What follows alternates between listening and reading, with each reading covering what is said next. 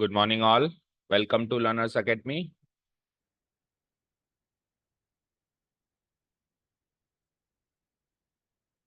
So एक बार verify करो, एक बार देखो यही था क्या टेस्ट पेपर?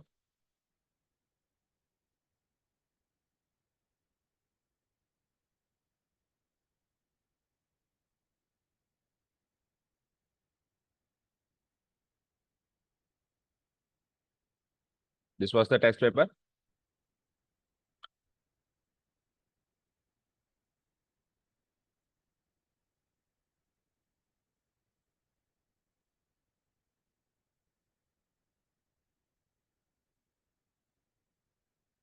चलिए. So this is the test analysis class of chapter number 2. Chapter number 2 हमने बिफोर वैकेशन स्टार्ट किया था. आज फाइनली खत्म होगा. Let's see. So question number 1 करना क्या है सबको पता है. सो वेटेज तो डिसाइड करें पहले. तो देना एक बार टेस्ट पेपर 20 नंबर का है. And there are in all 7 questions.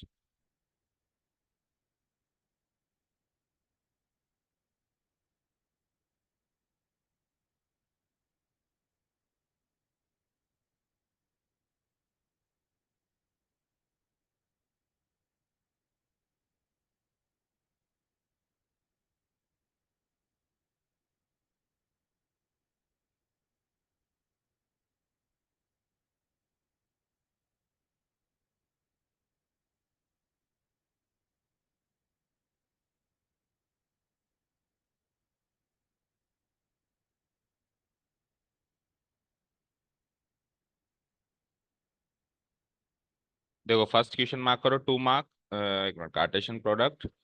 हाँ ठीक है 2 मार्क्स. Second 3 marks. टोटल भी करते जाना 5. ओके. थर्ड क्वेश्चन मार्क करो अगेन 2 मार्क्स. ठीक है कितने हो गए 7. Fourth one 3 marks 10. Fifth one 3 marks 13. Right. Sixth one 4 marks 17. And the seventh one 3 marks. हो गए 20. ठीक है. इस हिसाब से वेटेज में मार्क्स आपको देना है. चलो let's start with the first question. The Cartesian product A cross ए. ये ना फैन की एक स्पीड डाउन कर दो पीछे यहाँ पे है ना. A cross A has 9 elements among which are found this and this. देखो ए क्रॉस ए एक सेट से उसी सेट पे कार्टेशियन प्रोडक्ट बना रहा हूँ. कार्टेशियन प्रोडक्ट पहले एक सेट थी, एक सेट से दूसरे सेट पे बना सकते हैं, उसी सेट पे बना रहा है ये. और उसमें कितने एलिमेंट्स हैं 9 एलिमेंट्स. तो क्रॉस प्रोडक्ट या फिर सॉरी कार्टेशियन प्रोडक्ट करने के बाद 9 एलिमेंट्स हैं. तो बताओ फिर ए सेट में कितने एलिमेंट्स रहे होंगे 3. तभी तो 3 इंटू 3 9 मिला हमको. तभी तो 3 इंटू 3. अब उन 9 एलिमेंट्स में से 2 एलिमेंट्स तो मुझे पता है.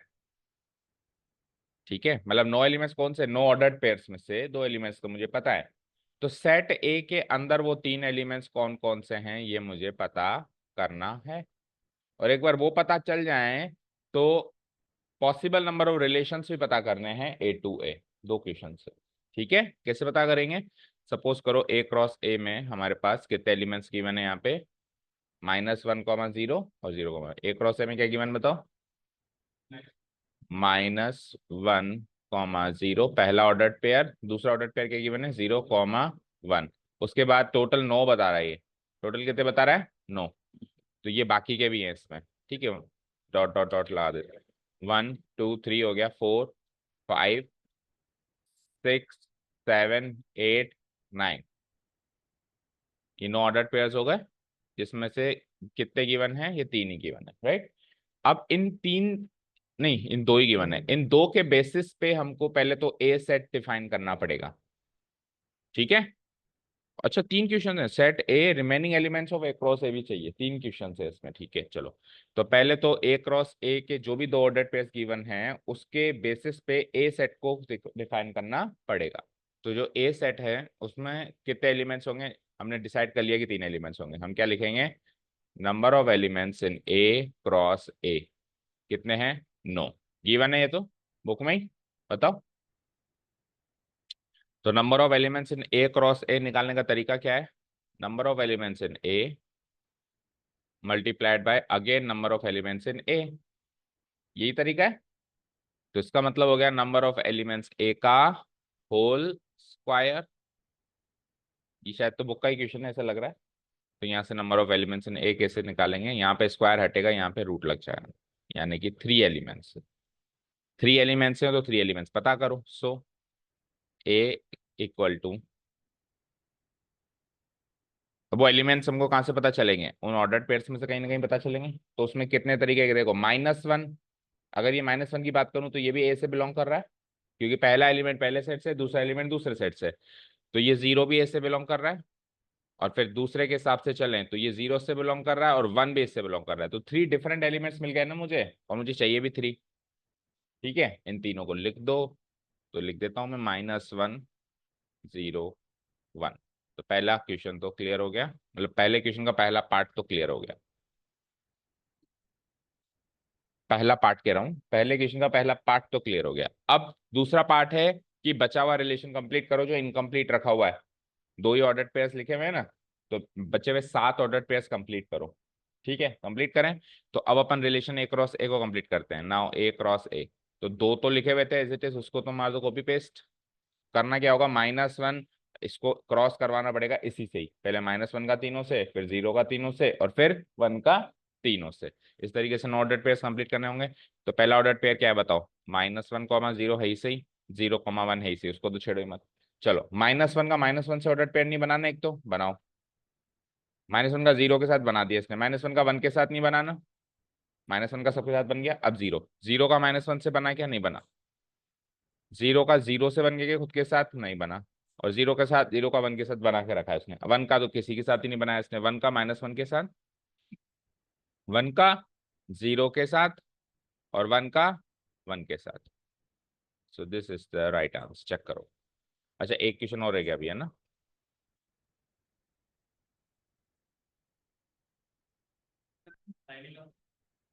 फाइव क्यों लगेगा? फाइव क्यों लगेगा बताओ? ये सेट हैं क्या सारे, पहले बताओ। Are the sets? फाइव तो सेट है ना? फाइव तो सेट है, ये सब सेट्स हैं क्या, ये बताओ। ये सब क्या है? ये एलिमेंट्स हैं। बोलो रूबल, ये क्या है? एलिमेंट्स तो इस ए क्रॉस ए सेट के तो एलिमेंट्स है, लेकिन वैसे क्या है? कार्टेशियन प्रोडक्ट तो ये पूरा है बेटा। बोलो बेबी, ये क्या है? Ordered pairs. क्या बोलते हैं इनको? ऑर्डर्ड पेयर्स हैं ये। ऑर्डर्ड पेयर्स में एक एलिमेंट दूसरे एलिमेंट से इमेज बना रहा है, ये प्री इमेज है और ये इमेज है। ये सेट नहीं है। सेट अगर ये होता -1, 0, हालांकि इंटरवल फॉर्म में -1, 0 सेट को भी ऐसे ही लिखना पड़ेगा, लेकिन इसका मीनिंग कुछ डिफरेंट है। फिर इसमें सारे एलिमेंट्स हैं, -1 से लेके 0, उसके बीच में जितने भी पॉइंट्स हैं ओपन इंटरवल में आ रहा है। -1 भी शामिल नहीं है, 0 भी शामिल नहीं है, लेकिन अंदर के सारे एलिमेंट शामिल हैं। लेकिन इधर इसका मीनिंग कुछ डिफरेंट है। इधर इसका मीनिंग क्या है? Ordered pair. -1, 0 के साथ इमेज बना रहा है, -1 इनपुट में डालते हैं तो 0 आउटपुट में निकलता है, इसका मीनिंग ये है। ठीक है, ओके। अब एक लास्ट क्वेश्चन और है अभी इसमें। Find the possible number of relations from A to A. Possible number of relations from A to A कैसे निकालते थे, याद करो।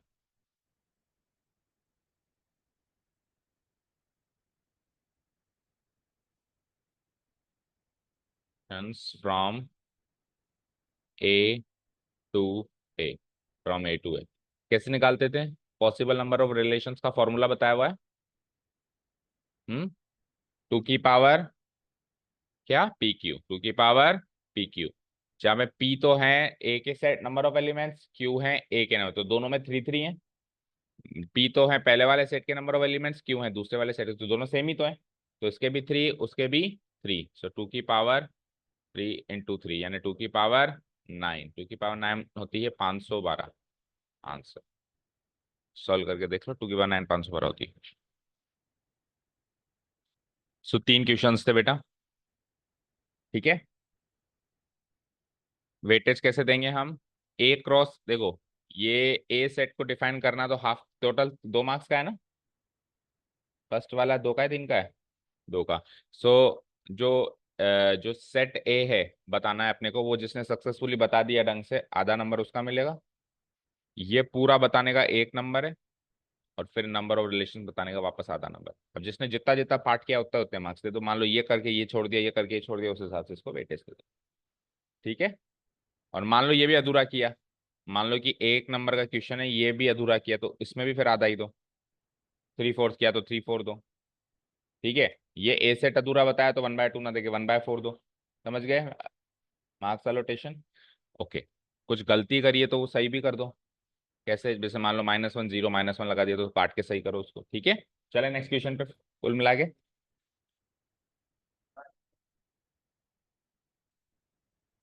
चले। फाई एक सेट है बेटा, ऑर्डर्ड पेयर है क्या? कार्टेशियन प्रोडक्ट के अंदर हम सेट थोड़ा ना लिखते हैं। कार्टेशियन प्रोडक्ट के अंदर अपन ऑर्डर्ड पेयर्स लिखते हैं। And phi is not a ordered pair. Phi एक सेट का नाम है जिसका मतलब है एम्प्टी सेट। वो फाई हम तब लगाते थे जब अपन पावर सेट बनाते थे, अभी हम पावर सेट बना रहे हैं। हम्म। इस चैप्टर में तो कभी भी अपन ने फाई का नाम ही नहीं लिया। ऑर्डर्ड पेयर है ही नहीं ना पाए बेटा। पूरा तो गलत क्यों है? थोड़ा बहुत मार्क्स तो मिलेगा, पर गलत तो गलत ही। केवल फाइव लगाया, बाकी टोटल कितने लिखे हैं? तो एक कोई ना कोई कम लिखा है, वो ढूंढो वो कौन कौन सा है, उसकी जगह सही करके दो। और उसमें फिर 1/4 मार्क्स काट दो, 3/4 दे दो। ठीक है।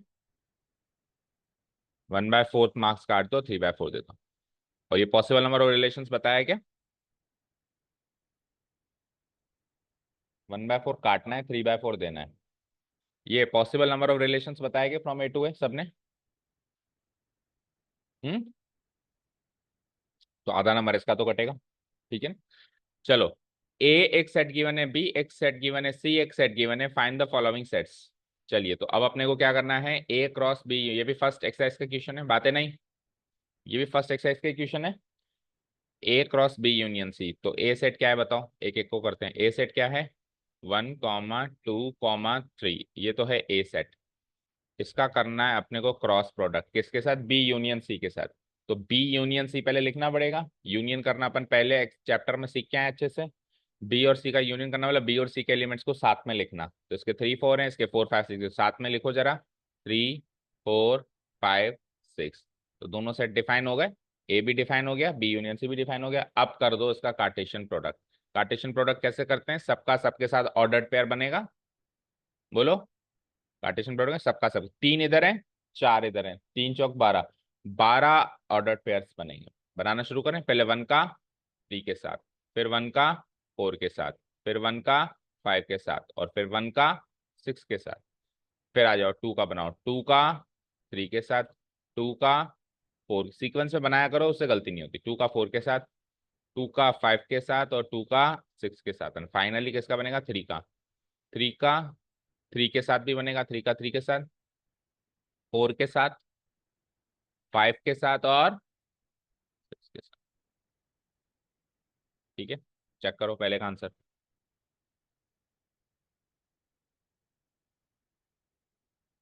एक एक नंबर के हैं तीनों। टोटल 3 मार्क्स है ना इसमें, तो तीनों एक एक नंबर के हैं। ये फर्स्ट वाला हो गया। ठीक है। जो अगर थोड़ा बहुत गलत है तो थोड़े बहुत मार्क्स काट लो, पूरा सही है तो पूरे दे दो। ठीक है। चलो। अब ए क्रॉस बी इंटरसेक्शन सी करना है। क्या करना है? ए क्रॉस बी इंटरसेक्शन सी।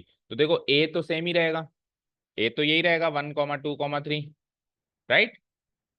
लेकिन पहले किया था अपन ने बी यूनियन सी, अब क्या करेंगे अपन? B intersect. इंटरसेक्शन का मतलब दोनों में कॉमन एलिमेंट्स। तो बी और सी में देखो कॉमन एलिमेंट क्या है? 3 4 4 5 6। तो क्या कॉमन है बताओ? 4 कॉमन है, तो इंटरसेक्शन में हम 4 लिख देंगे बस यहाँ पे। और अब इनका ऑर्डर्ड पेयर बनाना है, इनके कार्टेशियन प्रोडक्ट बनाना है। वो कैसे बनेगा इनका कार्टेशियन प्रोडक्ट? इधर 3 है, इधर 1 है, तो बस तीनों का एक एक के साथ एक एक ऑर्डर पेयर बना दो, 3 ही ऑर्डर पेयर बनेंगे, राइट। पहले 1 का 4 के साथ, फिर 1 का, फिर 2 का 4 के साथ, और फिर 3 का 4 के साथ। That's it.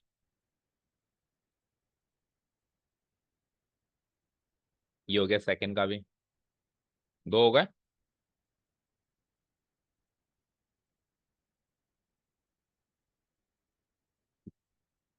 ठीक है, दो हो गए। अब तीसरे पे चलें, तीसरा किसमें प्रोसेस क्या गलत है? हम्म।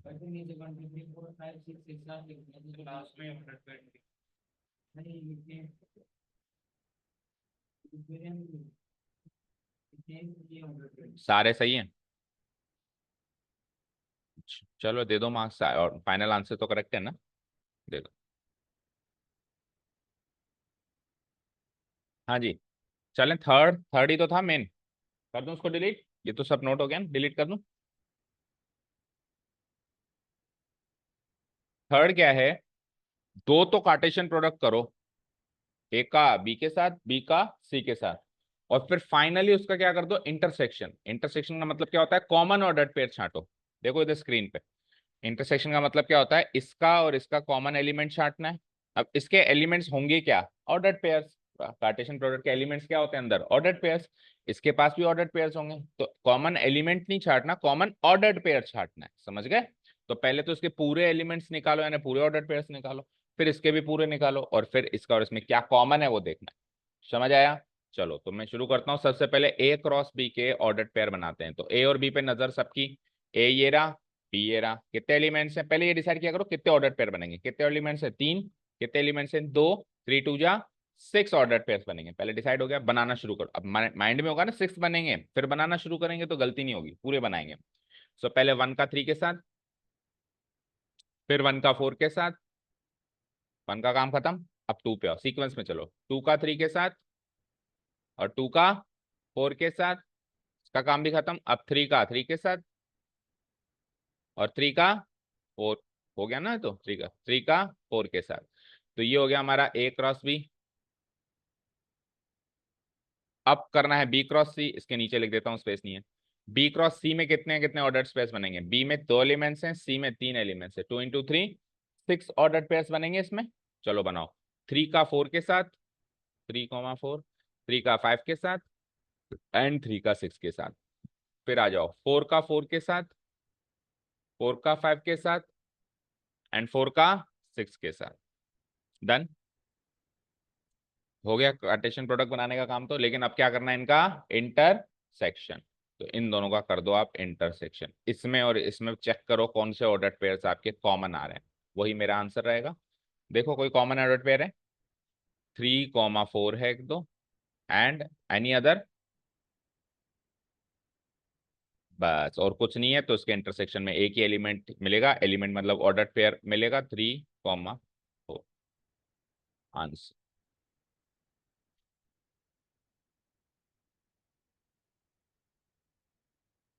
ठीक है, चलें नेक्स्ट।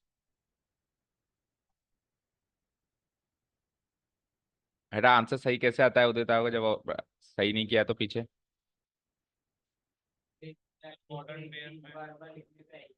क्या ऑर्डर्ड पेयर ये पूरे नहीं लिखे?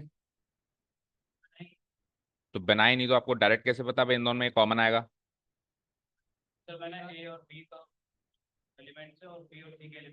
हम्म।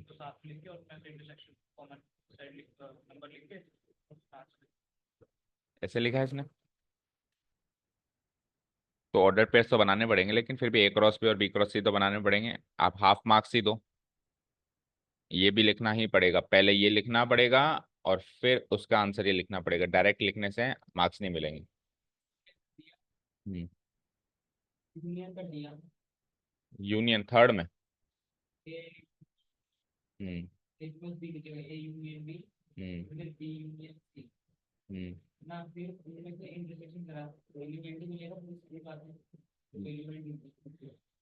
जब क्रॉस करने के लिए कह रहा है तो यूनियन क्यों करेंगे? यूनियन क्यों किया बेटा? क्रॉस दिख तो रहा है साफ साफ क्रॉस। तो ए का बी से क्रॉस ही तो कराएंगे। यूनियन का मतलब होता है साथ में लिखना, क्रॉस का मतलब होता है ऑर्डर पेयर बनाना, क्रॉस करवाना। जब क्रॉस लिखा हुआ है तो क्रॉस ही करेंगे। ठीक है, तो आप हाफ मार्क्स ही दो, पूरे मत दो, एक नंबर मत दो। तो ये प्रोसेस ऑल्सो मैटर्स। हम सब्जेक्टिव पेपर अटेम्प्ट करेंगे, कोई एमसीक्यू पेपर थोड़ा ना आएगा हमारे पास। Question number three. Write the relation अब अपने को ये रिलेशन लिख के बताना है, आपको डेफिनेशन दे रखी है रिलेशन की ये। ओके, रिलेशन के अंदर दो ऑर्डर, एक ऑर्डर पेयर का सैंपल दे रखा है x+1 कॉमा x+3, यानी पहला एलिमेंट तो इस टाइप का लेना है और दूसरा एलिमेंट उसकी इमेज इस टाइप की लेनी है। और x की वैल्यू क्या क्या ले सकते हो आप साहब, 0 1 2 3 4 5, x की 6 पॉसिबल वैल्यूज यहाँ पे गिवन है। उसके हिसाब से अपने को रिलेशन लिखना है। लिखना शुरू करें, बहुत इजी सा क्वेश्चन था ये तो। सो देखो, r = x+1, तो x की पहली वाली सबसे पहली वाली वैल्यू क्या दिख रही है, 0। देखो x की अगर आपने 0 वैल्यू चूज करी है तो वो 0 वैल्यू फर्स्ट एलिमेंट और सेकंड एलिमेंट दोनों में 0 ही रहेगी। ऐसे नहीं कर सकते कि पहले एलिमेंट के लिए 0 ले लो और दूसरे के लिए 3 ले लो, ऐसे नहीं कर सकते। x की 5 6 वैल्यूज है ना, तो दोनों एलिमेंट्स के लिए जो आपने चूज कर रही वही चलेगी। आपने 0 चूज करी तो 0 चलेगी, 1 चूज करी तो 1 ही चलेगी। तो एक एक करके चूज करना स्टार्ट करो और पुट अप करना स्टार्ट करो। तो सबसे पहले 0 चूज कर ली मैंने, बोलो। तो 0+1 क्या होता है, 1, और 0+3 क्या होता है, 3। तो पहला ऑर्डर पेयर मिल गया 1, 3। ठीक है, अब 1 चूज करेंगे तो 1+1 2 एंड 1+3 4। फिर 2 चूज करेंगे तो 2+1 3 एंड 2+3 5। फिर 3 चूज करेंगे तो 3+1 4, 3+3 6। 4 चूज करेंगे तो 4+1 5 एंड 4+3 7। एंड लास्ट में 5 को चूज करेंगे तो 5+1 6, 5+3 8। आंसर हो गया मेरा। ऑब्वियस बात है, एक्स की अगर 6 वैल्यूज हैं तो 6 ही ऑर्डर पेयर बनेंगे। एक की एक एक्स की एक एक वैल्यू चूज करके 6 ऑर्डर पेयर यहाँ पे बन जाएंगे। पहले क्वेश्चन का आंसर हो गया। अब डोमेन और कि पहले x+1 और x+3 इन दोनों को साथ में लिख के 0 की वैल्यू दोनों x में पुट करें, यही तो करा। है ना। पुट करने के बाद जो हाँ, आंसर आया उसका एलिमेंट्स ऑर्डर पे बना के तब लिख के लास्ट में मतलब fix करना है। एफ तो है ही नहीं बेटा, आर है वहां पे। फंक्शन तो एफ है, फंक्शन तो है ही नहीं, रिलेशन है ये। लेकिन मैंने दूसरी साइड से करा आपको बिल्कुल सही आ रहा है। आपने अलग अलग सॉल्व किया पहले, ठीक है, वो कोई इशू नहीं है, लेकिन एफ नहीं लिखना है ना, जब फंक्शन है ही नहीं, वो रिलेशन है, तो रिलेशन की तरह ही उसको लिखना है। ऐसे नहीं लिखना, अपन ऐसे नहीं कर सकते कि f(x+1) = x+3, ऐसे लिखा गया आपने, फिर x की अलग अलग वैल्यू डाल के ये निकालते गए। हाँ,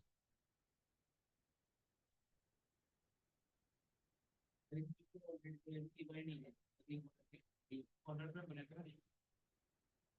ये ऑर्डर पेयर है क्या, ये तो सेट नोटेशन डाल दिया आपने। ऑर्डर पेयर में तो ओपन इंटरवल, मतलब ये ओपन वो लगता है ना।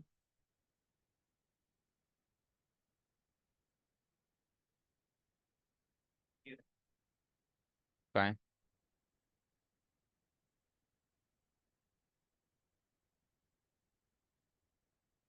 दे सेट क्यों डाला है आपने, इस करली ब्रेसेस कहाँ लगते हैं, ओपन ब्रेसेस कहाँ लगते हैं, ये नहीं पता आपको? हम्म, बताओ। ये मजाक थोड़ी ना है कि जहां मन किया वहां करली ब्रेसेस लगा दिए और जहां मन किया वहां ओपन लगा दिए। करली ब्रेसेस कहाँ लगते हैं, बोलो उदित। करली ब्रेसेस हम कब लगाते हैं, ओपन ब्रेसेस कब लगाते हैं, क्लोज ब्रेसेस कब, बिग ब्रैकेट ब्रेसेस कब लगाते हैं, सबका मीनिंग है अपना अपना। अगर मैं लिख देता हूँ 1, 3, तो ये एक सेट बन गया, जिसकी ये कौन सी फॉर्म बन गई, रोस्टर फॉर्म बन गई। और मैं लिखता हूँ 1, 3, तो ये सेट नहीं है कि ऑर्डर्ड पेयर है, जिसका मतलब है 1 की इमेज 3, 3 की प्री इमेज 1, उसका मीनिंग अलग है, इसका मीनिंग अलग है। रिलेशन सेट के अंदर सेट थोड़ा ना डाल सकते हैं। सेट के अंदर अगर मैं इसके अंदर ये डाल दूं तो सेट के अंदर ही सेट डल गया, तो फिर ये ऑर्डर पेयर नहीं बना। सेट के अंदर सेट, तो फिर तो आर तो पावर सेट बन गया, फिर सेट के अंदर सेट तो। हम्म,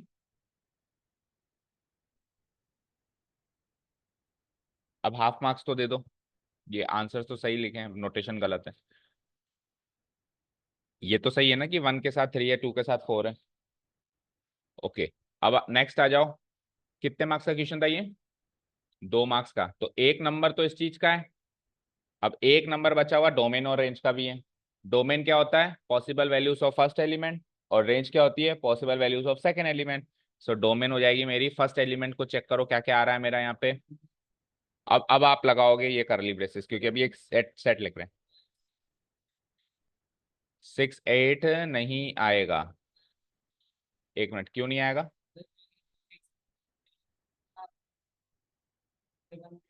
तो ये x की पॉसिबल वैल्यूज लिखी जाती है यहाँ पे, वो तो x की पॉसिबल वैल्यूज है। यहाँ पे जो मैं लिखता हूँ क्या वो x की पॉसिबल वैल्यूज होती हैं? बोलो, नहीं होती ना, ये x की पॉसिबल वैल्यूज हैं। मुझे रिलेशन के अंदर क्या लिखना है, मुझे रिलेशन के अंदर x की पॉसिबल वैल्यूज नहीं लिखनी, मुझे रिलेशन के अंदर x+1 और x+3 की पॉसिबल वैल्यूज लिखनी है। तो x अगर 5 है तो x+1 6 है और x+3 8 है, तो मुझे x+1 और x+3 की पॉसिबल वैल्यूज लिखनी है, वो तो ये है ना, तो आएगा, समझे? अब ये कब नहीं आता सुनो, वो जो आप सोच रहे हो कब नहीं आता, मान लो कि ये x बिलोंग्स टू ये जो सेट दे रखा है, मान लो ये जो सेट है ना, अच्छा एक चीज इसका ये नोटेशन भी गलत दे रखा है, यहाँ पे कर्ली ब्रेसेस आएंगे, ठीक है ना, सेट नहीं, वो चीज देख लेना, ठीक है। ओके, अब सुनो ये कब नहीं आता, मान लो ये एक सेट की तरह गिवन होता A=1 0 1 2 3 4 5 ऐसे गिवन होता, और उसके बाद यहाँ पे एक रिलेशन गिवन होता which is defined from A to A, ऐसा गिवन होता, तो अब उसके डोमेन और कोडोमेन दोनों ए लेनी पड़ेगी। अब आप 5 से ज्यादा नहीं बढ़ सकते, अब आप 5 से ज्यादा नहीं बढ़ सकते, क्योंकि जो पहला एलिमेंट है वो भी ए से लेना है और जो दूसरा एलिमेंट है वो भी ए से लेना है, लेकिन ऐसा कहीं गिवन है क्या relation is mapped from A to A? ऐसा कहीं नहीं गिवन है ना, तो फिर ऐसा कोई जरूरी नहीं है कि हमको पहला एलिमेंट भी ए से लेना और दूसरा एलिमेंट भी ए से, तो ये दोनों आएंगे, 5 7 भी आएगा 6 8 भी आएगा। क्लियर है अभी? चलो डोमेन बताओ, 1 2 3 4 5 and 6। Let's talk about range. Range में all the possible values of ये जो सेकेंड एलिमेंट है, 3 4 5 6 7 8, ठीक है। तो एक नंबर का ये, आधे नंबर का ये, आधे नंबर का ये, हो गए 2 नंबर। चले नेक्स्ट क्वेश्चन पे, इसका सेकंड ऑप्शन देखें, मतलब सेकंड ऑप्शन किया था किसी ने अटेम्प्ट? सबने फर्स्ट ही किया है, सेकंड किसी ने भी नहीं किया? आपने किया, ओके सेकंड देखो। हाँ, फर्स्ट ही किया है। Write the relation R defined by R x, y। अब जो ऑर्डर पेयर लेना है उसका पहले एलिमेंट x लेना है, दूसरा एलिमेंट y लेना है, x और y दोनों होल नंबर होने चाहिए, w मीन्स होल नंबर, और आपको रिलेशन क्या दे रखा है 2x + y = 8, ठीक है। अब ऐसे रिलेशन को अपन कैसे सॉल्व करें, तो देखो सबसे पहला एलिमेंट x है, दूसरा एलिमेंट y है, तो और होल नंबर और लेना है x और y, तो सबसे छोटा होल नंबर क्या होता है 0, तो मैं x सबसे पहले 0 लूंगा, लेकिन उस 0 के रेफरेंस में y क्या मिलेगा वो सोचना पड़ेगा। तो वो जो रिलेशन गिवन है ना, उस रिलेशन से y को आइसोलेट करके y की वैल्यू निकाल लो। कैसे?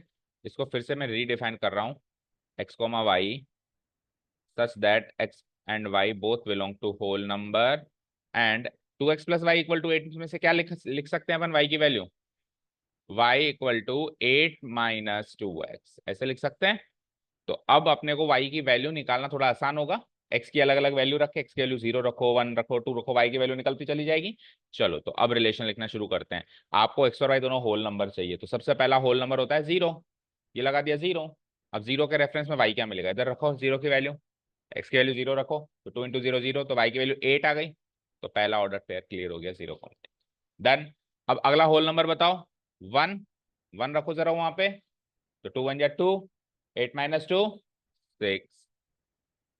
आगे चलो, अच्छा दूसरा एलिमेंट y भी होल नंबर चाहिए, तो ये भी चेक करते जाना कि जो आंसर आ रहा है 8 6 वो भी होल नंबर्स है ना, है अभी तक तो है। चलो आगे चलते हैं, फिर अगला होल नंबर बताओ, 0 के बाद 1 के बाद 2, 2 रखना वहां पे, 2 2 जा 4, 8 - 4 4, तो 2 रखते ही 4 आ रहा है, दोनों होल नंबर्स हैं। चलो 0 हो गया, 1 हो गया, 2 हो गया, 3 बताओ, 3 रखो वहां पे, 3 2 जा 6, 8 - 6 2, तो 3, 2, लास्ट 4 रखो वहां पे, 2 4 जा 8, तो 8 - 8 0, तो 4, 0। अब देखो ये जो है पहला एलिमेंट है वो तो बढ़ रहा है, बढ़ता हुआ होल नंबर है, राइट, लेकिन दूसरा एलिमेंट 8 से कम हो रहा है, 6 4 2 0, तो अब अगर अगला और चेक कर लें तो -2 आ जाएगा, तो कम हो रहा है, और -2 होल नंबर नहीं है, दैट मीन्स ये ऑर्डर पेयर्स इतने ही बनेंगे। ठीक है, करके देख लो, 5 रख के देख लो, 1 0 1 2 3 4 5 रख के देखो, 8 - 10 क्या होता है -2, तो ये क्या बन जाएगा 5, -10। अब ये तो होल नंबर है लेकिन वो तो नहीं है ना, उसने क्या कहा था x और y दोनों होल नंबर चाहिए, पहला दूसरा एलिमेंट दोनों होल नंबर। हाँ -2 वो होल नंबर नहीं है ना, ठीक है समझ गए। तो शुरुआत में जब ये क्वेश्चन स्टार्ट करते हैं तो ऐसा लगता है यार इसमें तो इनफाइनाइट ऑर्डर पेयर बनेंगे, क्योंकि ऑर्डर पेयर का तो अंत ही नहीं होता। मैं 0 से स्टार्ट करूंगा, 1 2 3 4 5 6 7। आ गए क्या आप लोग? एक मिनट देता हूँ चाबी। ठीक है, अनंत ऐसे ऑर्डर पेयर्स बनते चले जाएंगे ऐसा लगेगा, बट ऐसा हुआ नहीं। ऑर्डर पेयर्स कितने बने? लिमिटेड ही बने, क्योंकि दूसरा एलिमेंट भी ऑर्डर पेयर चाहिए और वो 0 लास्ट बना। तो ये क्वेश्चन यहीं पे एंड हो जाएगा। और डोमेन और रेंज की बात करते हैं। तो डोमेन बताओ फर्स्ट एलिमेंट्स के, 0 1 2 3 4। और रेंज बताओ सेकंड, 8 6 4 2 0। डन, आंसर कंप्लीट, एक आधा आधा। ठीक है, वैसे तो किसी ने किया ही नहीं। तो जब अपन कोई क्वेश्चन नहीं करते तो उसको घर जाके ट्राई करना होता है, ये बताने की जरूरत पड़ती है। तो घर जाके ट्राई तो करना चाहिए। ओके, टाइम कितना हो गया बताओ? आधा पेपर अब कल करें, हाथ दो होगा। चलो 1 मिनट। कितने क्वेश्चन है टोटल? 7। तो एक फोर्थ क्वेश्चन और कर लें।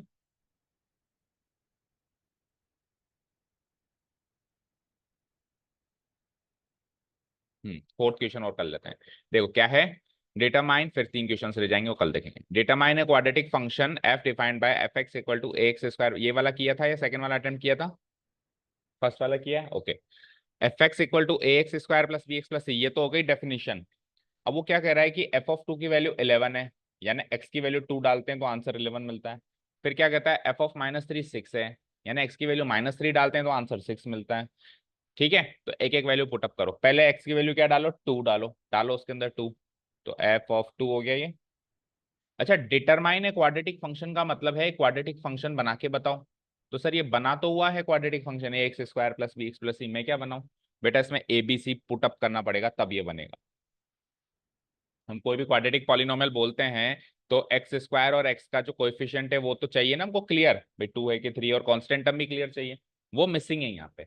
तो इस क्वेश्चन में करना क्या है, ए बी सी की जो वैल्यूज हैं वो पता करनी है। ये किस क्वेश्चन का टास्क है करने का, पहले तो ये पता चलना चाहिए मुझे करना क्या है। ए बी सी की मिसिंग वैल्यूज निकालनी है बेटा, ये काम करना है। समझे? क्लियर है? अब वो कैसे निकालें उसके लिए अपन क्या करेंगे, एफ ऑफ 2 11 दे रखा है तो एक्स की वैल्यू 2 डाली। तो फंक्शन की डेफिनेशन में एक्स की वैल्यू 2 डालो। ए इंटू एक्स का स्क्वायर है तो 2 का स्क्वायर है। आगे बोलो बी इंटू एक्स है तो बी इंटू 2 है। और आगे बोलो सी है।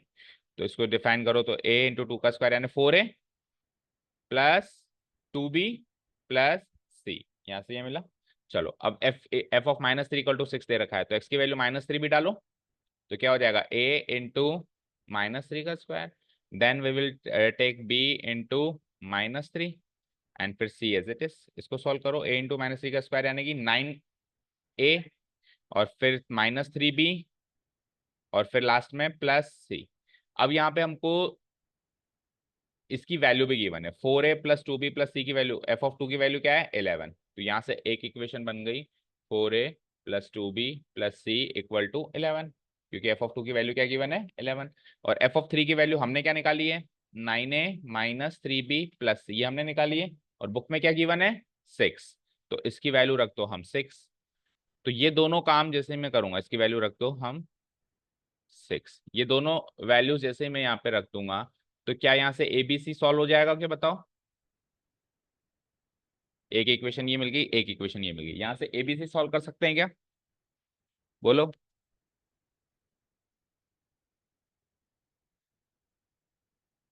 इक्वेशन में डेटा मिसिंग है आपके पास ए और बी की वैल्यू? ए बी सी इधर है, ए बी सी इधर है, दोनों जगह जो है 3 3 वेरिएबल हैं, लेकिन इक्वेशन तो हमारे पास कितनी है, 2 ही है। यानी कि एक फंक्शन जैसे एफ ऑफ 2 11 दे रखा है, एफ ऑफ -3 6 दे रखा है, तो एक और चीज देनी पड़ेगी, एफ ऑफ समथिंग ऐसे करके इक्वल टू समथिंग, एक चीज और देनी पड़ेगी, तभी तो 3 इक्वेशन बनेगी। और फिर 3 वेरिएबल 3 इक्वेशन हो जाएगी, तो वहां से एबीसी सॉल्व हो सकता है। ठीक है, अभी यहां से ज्यादा से ज्यादा मैं सी की वैल्यू कंपेयर कर सकता हूँ, राइट? बोलो यहाँ से सी की वैल्यू कंपेयर करके बताओ क्या मिलेगा। सी की वैल्यू कंपेयर करो यहाँ से, तो C equal to 11 minus 4a minus 2b, यहाँ से सी की वैल्यू बोलो 6 माइनस 9a प्लस 3b। तो c की वैल्यू यहाँ से इक्वेट कर दो। इसको जब मैं इससे इक्वेट करता हूँ तो क्या मिलता है, इसको इससे इक्वेट कर दो, कर दिया, क्योंकि ये भी c की वैल्यू है, ये भी c की वैल्यू है। तो देखो -4 है इधर रख दो, और वहां से -9 को इधर बुलाओ तो +9 है, -2 भी यहीं रहने दो, और वहां से +3 भी इधर बुलाओ तो -3b। RHS में 6 वहां पे रखा हुआ है, 11 को इधर बुलाओ, 6 - 11। ठीक है, सॉल्व करो, -4 है +9 है 5 है, -2b -3b -5b equal to 6 - 11 -5। तो ये लो साहब, तीनों का 5 5 5 तो कट गया। ठीक है, तो यहां से अगर मैं 5 को कॉमन निकाल दूं तो क्या बचेगा, a - b equal to -1। a - b equal to -1। यहां तक क्लियर है, a - b इक्वल टू -1, यानी कि a की वैल्यू क्या निकाली जा सकती है, -b को उधर भेज दें तो a की वैल्यू क्या निकाली जा सकती है, -b को उधर भेज दें तो b -1। तो ज्यादा से ज्यादा आप ये कर सकते हो कि a की वैल्यू आपने निकाल ली b-1। अब आप इस a की वैल्यू b-1 को किसी भी इक्वेशन में पुटअप कर दो, वहां से c की वैल्यू भी निकल जाएगी। तो a और c दोनों की वैल्यू b की टर्म्स में दिख जाएगी, उसको हम पुटअप करते हैं गिवन फंक्शन के अंदर। ठीक है, एक वेरिएबल तो यहाँ पे रहेगा ही रहेगा, सारे तो एलिमिनेट नहीं हो सकते। ठीक है, चलो, तो a की वैल्यू b-1 सी वाली में पुटअप करते हैं, किसी में भी पुटअप कर दो, सी वाली में, इसमें फर्स्ट इक्वेशन में पुटअप कर, तो सी की वैल्यू बताओ, 11 -4a। a की वैल्यू क्या डालनी है आपको, b-1, आगे क्या है -2b। So it is like 11 -4 into b -4b, -4 into -1 +4, and आखिरी में क्या है -2b। So it is like 11 + 4 15, -4b -2b -6b। तो ये आ गई साहब आपकी सी की वैल्यू। ओके, सी की वैल्यू आ चुकी है, ए की वैल्यू आ चुकी है, इन दोनों को पुटअप कर दो एफ एक्स में। ठीक है, तो बताओ क्या आएगा, एफ एक्स इक्वल टू, ए की वैल्यू बताओ, b-1 टाइम्स x²। आगे बोलो, b तो पता नहीं है, b तो b रहेगा, तो bx एज इट इज। ठीक है, आगे बोलो, c की वैल्यू क्या निकली है, 15 6 b मिली है। इसको एक बार के लिए, अब इसमें से हम b को हटा सकते हैं क्या, सोचना वो है, सोचो।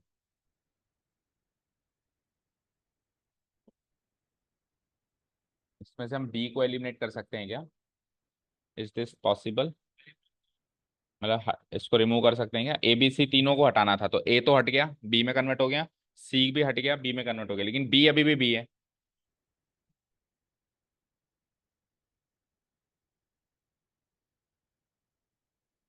bx पर में bx काटेंगे तो ये 8 bx तो बचेगा।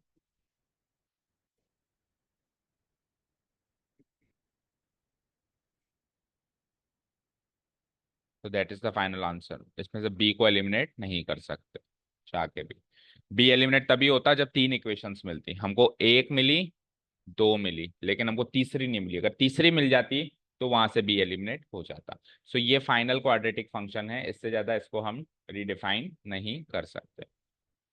ओके, चलो, फोर्थ का सेकंड पार्ट और बचे हुए सारे, यानी आधा पेपर कर लिया हमने। ठीक है, फोर्थ का आधा कर लिया, मतलब तो बचा हुआ आधा पेपर जो है हम कल डिस्कस करेंगे। ठीक है, ये वापस रख के जाओ शीट्स, ऐसे कैसे स्टेपल करके, बाकी का एनालिसिस कल करेंगे। Okay, thank you so much for listening to us, have a nice day, keep learning and bye.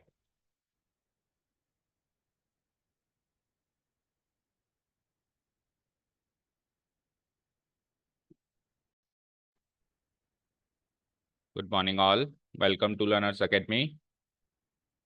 Morning.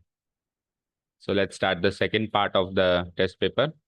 First part में हमने क्वेश्चन नंबर 4 का फर्स्ट ऑप्शनल पार्ट कर लिया है, अब सेकंड ऑप्शनल पार्ट आज स्टार्ट करेंगे। रिमेनिंग क्वेश्चंस कितने बचने हैं, तीन और बचने हैं इसके बाद। Okay, let's start with this question. देखो, फोर्थ का सेकंड पार्ट है, इफ y इक्वल टू,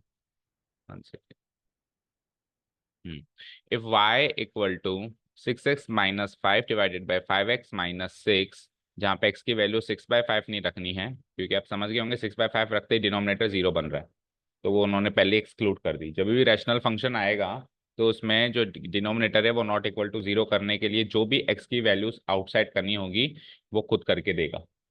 तो डिनोमिनेटर क्या है यहाँ पे 5x-6, तो 5x-6 को 0 करने के लिए x की वैल्यू 6/5 चाहिए, तो वो x की वैल्यू 6/5 उसने पहले एक्सक्लूड कर दी। अब आपको क्या साबित करना है, f(y) = x। इसका मीनिंग समझ में आना चाहिए आपको। f(y) = x का मीनिंग क्या है?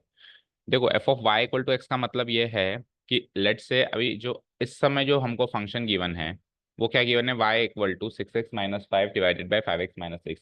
तो ये y as a function of x है ना, ये y क्या है, as a function of x। तो इस y को मैं fx कह सकता हूँ, बोलो। इस y की वैल्यू को मैं क्या कह सकता हूँ, fx। क्यों? क्योंकि y की वैल्यू x का फंक्शन है ना। इधर y आइसोलेटेड है, इधर x आइसोलेटेड है, मैं क्या कह सकता हूँ, y = fx। यानी कि आप f(x) की वैल्यू ये रख सकते हो। आप इसको बिल्कुल सही करके लिखो। तो पहले आप लिख दो इसको y, पहले आप इसको लिख दो y, फिर आप लिख दो इसको fx, और फिर जो भी x की डेफिनेशन फॉर्म में गिवन है, क्या गिवन है, 6x-5, 6x-5 / 5x-6, ये गिवन है। और x की एक वैल्यू जो है वो बाहर भी कर रखी है इन्होंने, 6/5। ठीक है। अब देखो द स्क्रीन पे, इस फंक्शन में से आपको साबित करके, ये एक तरीके से गिवन हो गया, ये क्या हो गया बेटा, गिवन। अब आपको साबित क्या करना है, टू प्रूव क्या करना है कि f(y) = x, f(y) = x, ये आपको साबित करना है। ठीक है। अब लेट्स से मैं इसका एलएचएस पार्ट उठा लेता हूँ एक बार, देखते हैं क्या होता है ना। तो मैंने इसका एलएचएस प्रूफ सेक्शन स्टार्ट करते हैं हम। क्या है इसका एलएचएस पार्ट, f(y)। तो ये लो साहब, मैंने f(y) उठा लिया, एलएचएस = f(y). अब f(y) की वैल्यू कैसे निकालें, सवाल ये है। तो f एक मशीन है, उसके अंदर जब x को डालते हैं तो वैल्यू मिलती है 6x-5 / 5x-6। तो x की जगह y को डालेंगे तो क्या वैल्यू मिलेगी, सोचो। जब इधर x डालते हैं तो वैल्यू ये मिलती है, तो जब y डालेंगे तो वैल्यू क्या मिलेगी, x की जगह y रिप्लेस हो जाएगा, क्योंकि आपने इनपुट में x की जगह y को रिप्लेस किया है, तो जो उसका रिजल्ट है उसमें भी x की जगह y रिप्लेस हो जाएगा ना। सो ये चीज सबको समझ में आ गई कि f(y) की वैल्यू हो जानी है 6x की जगह 6y -5 / x की जगह अगेन 5y -6, ये हो जानी है। अब आप एक काम करो, यहाँ पे y की वैल्यू, लेकिन उसको तो f(y) x की टर्म्स में चाहिए, अभी f(y) y की टर्म्स में बैठा है, तो यानी y को वापस x की टर्म्स में कन्वर्ट करना पड़ेगा। तो y की वैल्यू भी तो है आपके पास x की फॉर्म में, चेक करो, ये रही, ये y की वैल्यू है ना x की फॉर्म में। तो अब जहां जहां y आ रहा है वहां वहां ये पूरा तामझाम डाल दो, समझ गए, क्योंकि y की वैल्यू तो है। तो अब कहाँ कहाँ y आ रहा है, y एक दो जगह आ रहा है, 1 2, इन दोनों जगह आप ये पूरा तामझाम डाल दो। तो फिर सॉल्व होके जो आएगा वो x की फॉर्म में आंसर आएगा, और वो क्या निकल के आएगा, ओनली x निकल के आएगा, RHS से इक्वेट हो जाएगा। लॉजिक समझ में आ गया? ओके, चलो लेट्स पुट इट। सो क्या कर देंगे हम, 6y, 6y की वैल्यू डालो, क्या है y की वैल्यू, ये तामझाम 6x-5 / 5x-6, ये मैंने y की वैल्यू डाल दी, बोलो। आगे क्या लिखा हुआ है, -5, ब्रैकेट क्लोज करके -5 आप भी लिख दो, डिवाइडेड बाय, नीचे क्या है 5y-6, तो 5 अगेन y की वैल्यू डाल दो, ऊपर नीचे दोनों जगह डलेगी ना, वही सेम तामझाम 6x-5 / 5x-6, समझ आया। एंड फिर आगे इसमें क्या लिखा हुआ है, -6, ये डाल दिया मैंने -6। यहाँ तक कोई चीज समझ में नहीं आई हो तो इस एक्सप्रेशन से इस एक्सप्रेशन पे कैसे आ गए वो समझ में आया, y की वैल्यू पुटअप करके इन टर्म्स ऑफ x। अब इस एक्सप्रेशन को सॉल्व कर दो बस, और सॉल्व करके आंसर x आ जाना है। ठीक है, सॉल्व करें, एलसीएम लेना पड़ेगा ऊपर नीचे। सो अगर मैं ऊपर 5x-6 को एलसीएम ले लूं तो देखते हैं क्या होता है।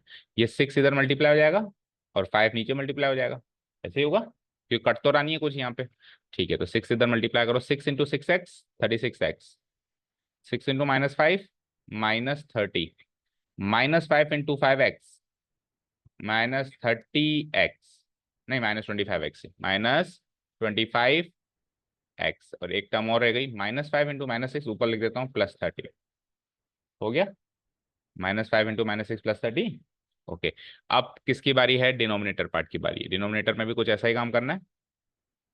डिनोमिनेटर में एलसीएम क्या आ रहा है, वही सेम 5x-6, एलसीएम सेम है दोनों, जब भी तो कटेगा वो। अब अगेन इसमें 5 से करो और इसमें 6 से करो। ठीक है, करो। तो 5 × 6x 30x। बोलो। 5 × -5 -का 25, -6 × 5x -का 30x एंड -6 × -6 +का 36 अब इसको सॉल्व करते हैं। तो 5x - 6 5x - 6 कैंसिल आउट होगा। x देखो कितने बचे ऊपर में, 36x में से 25x गए तो 11x तो ऊपर में बचे। और कांस्टेंट टर्म देखो -30 से +30 कैंसिल आउट हो गई। नीचे आओ, नीचे में x वाली टर्म कैंसिल आउट हो गई, 30x - 30x। और कांस्टेंट टर्म क्या बची, -25 +36, -25 +36 +11 आएगा। 11x/11 में 11 से 11 कैंसिल आउट हो गया। आंसर क्या गया, x which is nothing but our RHS। तो मैंने LHS से शुरू करके RHS पे खत्म कर दिया, हैंस प्रूफ। चेक कर लो, कोई डाउट्स हो तो पूछ लो। और समझ में आ गया होगा होपफुली सब।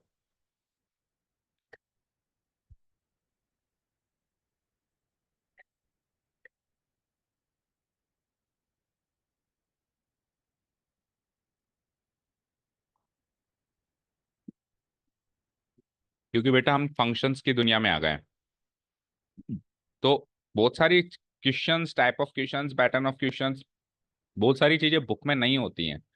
पर फंक्शंस की दुनिया बहुत बड़ी है, एंड नहीं है उसका। तो जितना इजी इजी चीजें हम आउटसाइड द बुक भी कवर करेंगे हमारे लिए फायदा होगा, क्योंकि ये कहीं ना कहीं नेक्स्ट ईयर तो इनसे डील करना ही है। फिर नेक्स्ट ईयर आपको, अगर हम नहीं अभी इस साल नहीं पढ़ेंगे, केवल बुकिश लैंग्वेज पे स्ट्रिक्ट रह जाएंगे, तो नेक्स्ट ईयर आपको लगेगा कि ये सारी चीजें कहाँ से उठ के आ गई, 11th में तो थी ही नहीं। समझ में आया।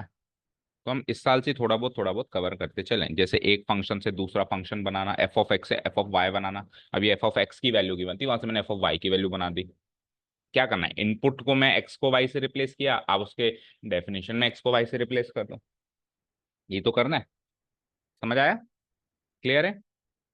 चलें अभी आगे। अब देखो, वैसे तो ये क्वेश्चन सॉल्व हो गया है, बट इस क्वेश्चन का मीनिंग समझे ना। क्या कह रहा है ये, कि जब मैं x डालता हूँ, कोई मशीन है f नाम की, उसमें जब मैं x डालता हूँ तो आउटपुट में ये मिलता है। और फिर जब मैं उसी मशीन में y डालता हूँ, अब ये y तो है, तो एक तरीके से देखा जाए तो x डालता हूँ तो y मिलता है, और y डालता हूँ तो ऐसी मशीन्स बहुत कम मशीन्स होती है, ऐसी मशीन्स को बोलते हैं रिवर्सिबल मशीन्स। यानी कि ये जो फंक्शंस है, ये जो फंक्शन है, ये रिवर्सिबल फंक्शन है। बहुत कम होते हैं जो इनपुट डालो तो आउटपुट देते हैं, और आउटपुट डाल दो तो वापस इनपुट दे देते हैं। अगर उनमें आउटपुट डाल दो ना, जैसे मतलब ऐसे मान लो, ऐसी चक्की ले आए हम बाजार से, कि गेहूं डाला तो आटा निकल गया, और आटा डाला तो वापस गेहूं निकल गया। तो प्रैक्टिकली ऐसी मशीन नहीं है। तो प्रैक्टिकली ऐसे फंक्शंस भी कम है तो सही, बट कम है। बट ये उनमें से एक है। हमेशा f(y)(x) नहीं मिलेगा। आप सोचो कि हमेशा f(y)(x) मिलता है। इस फंक्शन की खासियत है, वो डेफिनेशन ही कुछ ऐसे सेट हो रही है, फंक्शनिंग उसकी ऐसे है कि x डालते तो y मिलता है, y डालते तो x मिलता है। ठीक है, क्लियर है। ये मोटा मोटा चीजें याद रखेंगे, और नेक्स्ट ईयर हमको पढ़ने हैं उल्टे फंक्शंस क्या होते हैं, रिवर्सिबल फंक्शंस क्या होते हैं। तो ये एक रिवर्सिबल फंक्शन की झलक है। ठीक है, x डालो तो y मिलता है, y डालो तो x मिलता है, और साबित भी कर दिया मिल रहा है। चलें अभी आगे। Okay, let's go to question number 5। Question number 5 में क्या करना है, डोमेन एंड रेंज बतानी है। डोमेन एंड रेंज बताने के काफी क्वेश्चन हमने किए थे। First one attempt any two ही करने थे, तो फर्स्ट वन किसने अटेम्प्ट किया, सरल था फर्स्ट वन, तो किसी ने नहीं किया, आपने किया। देखो, जब भी फंक्शन में कुछ पार्ट मॉडुलस का हो तो पहले मॉडुलस को सॉल्व कर लेना चाहिए। ठीक है, सो मुझे बताओ, मॉडुलस x+2 की बात करते हैं।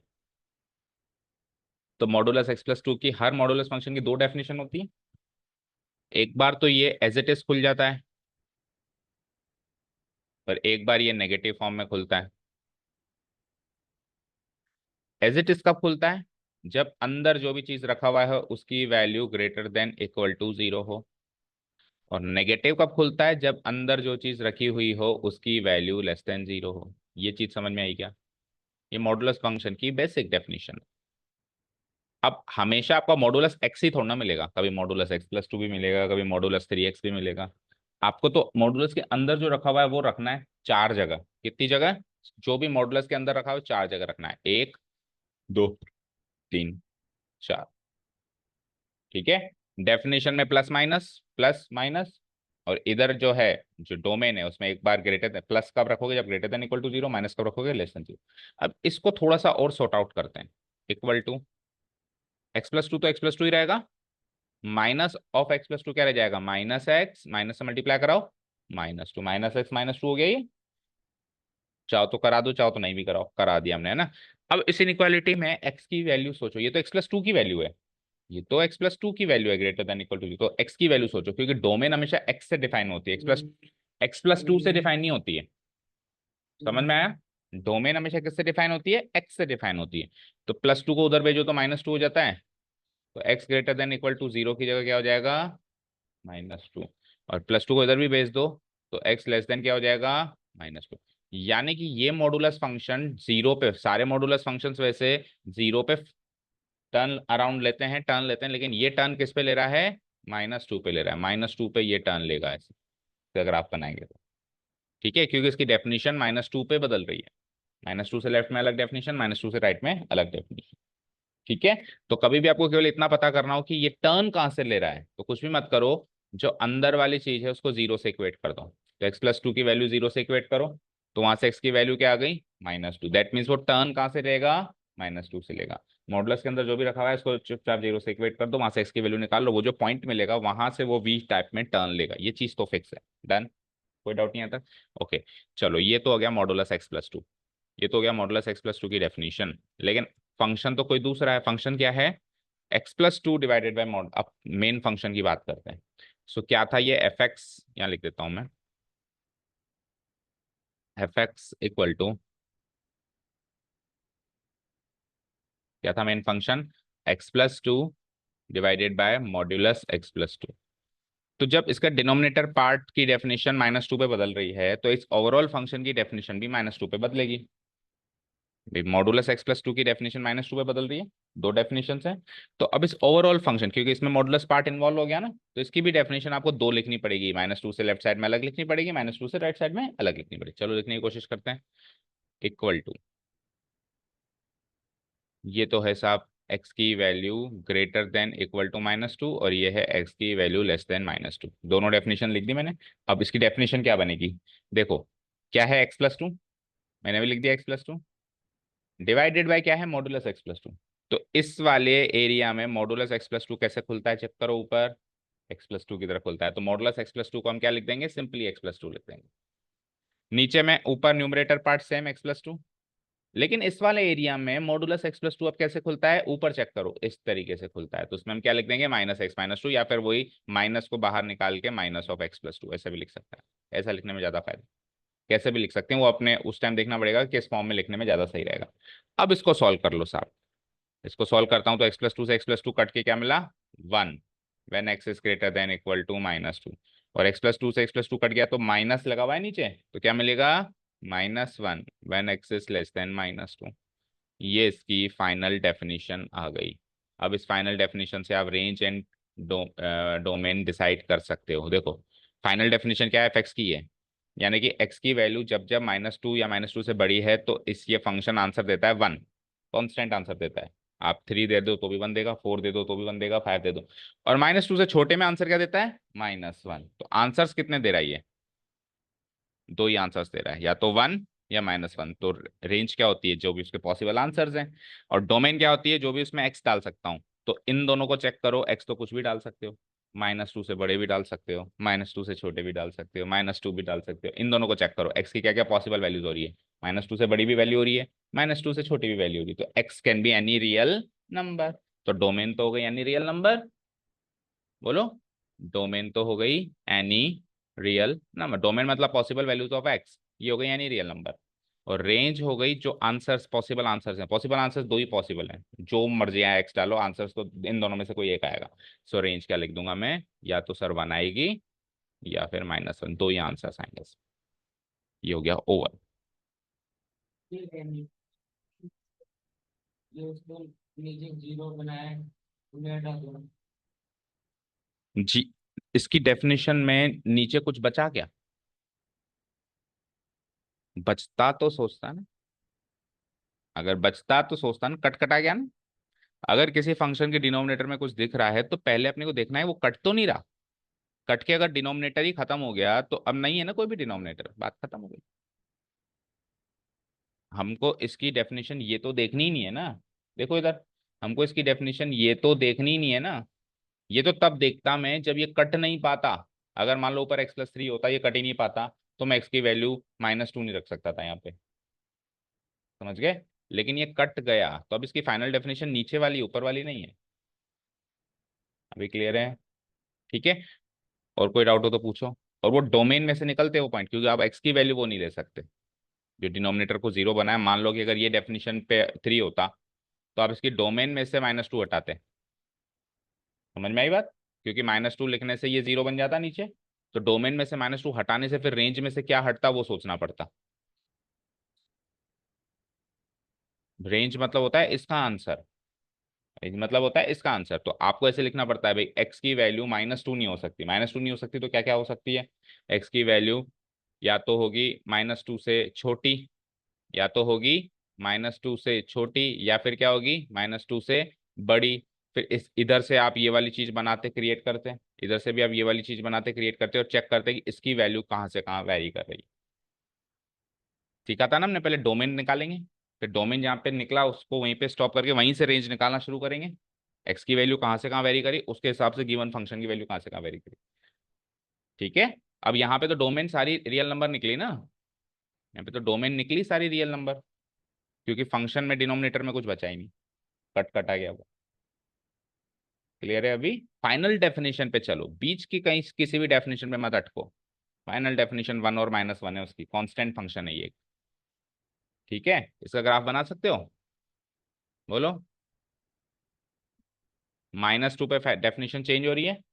मान लो ये -1 -2, यहाँ पे तो डेफिनेशन चेंज हो रही है। अब -2 के राइट साइड में फंक्शन की डेफिनेशन है 1, तो ये 1 होता है। तो -2 के राइट साइड पे फंक्शन की डेफिनेशन हो जाएगी कांस्टेंट फंक्शन 1। और -2 के लेफ्ट साइड में फंक्शन की डेफिनेशन हो जाएगी -1। लेट्स से ये -1 है, इसकी डेफिनेशन हो जाएगी -1। एग्जैक्टली -2 पे कौन सा पॉइंट शामिल है, ऊपर वाला नीचे वाला? ऊपर वाला। तो यहाँ पे तो आप लगा दोगे डार्क सर्किल, यहाँ पे लगा दोगे आप होलो सर्किल, क्योंकि ये वाला पॉइंट इधर नहीं है उधर है। ये हो गया इसका ग्राफ। -2 के इधर ऐसे, -2 के इधर ऐसे, -2 के राइट साइड -2, और -2 के राइट साइड पे 1, और -2 के लेफ्ट साइड पे -1। इसका ग्राफ है। मॉडुलस फंक्शन रहा ही नहीं ना बेटा, क्यों अटके हुए हो एक ही बात पे? ये मॉडुलस फंक्शन रहा ही नहीं। उस फंक्शन का ग्राफ बनता है यूं तो। फंक्शन वो थोड़ी ना है, फंक्शन तो ये है, मेरा फाइनल फंक्शन तो ये है।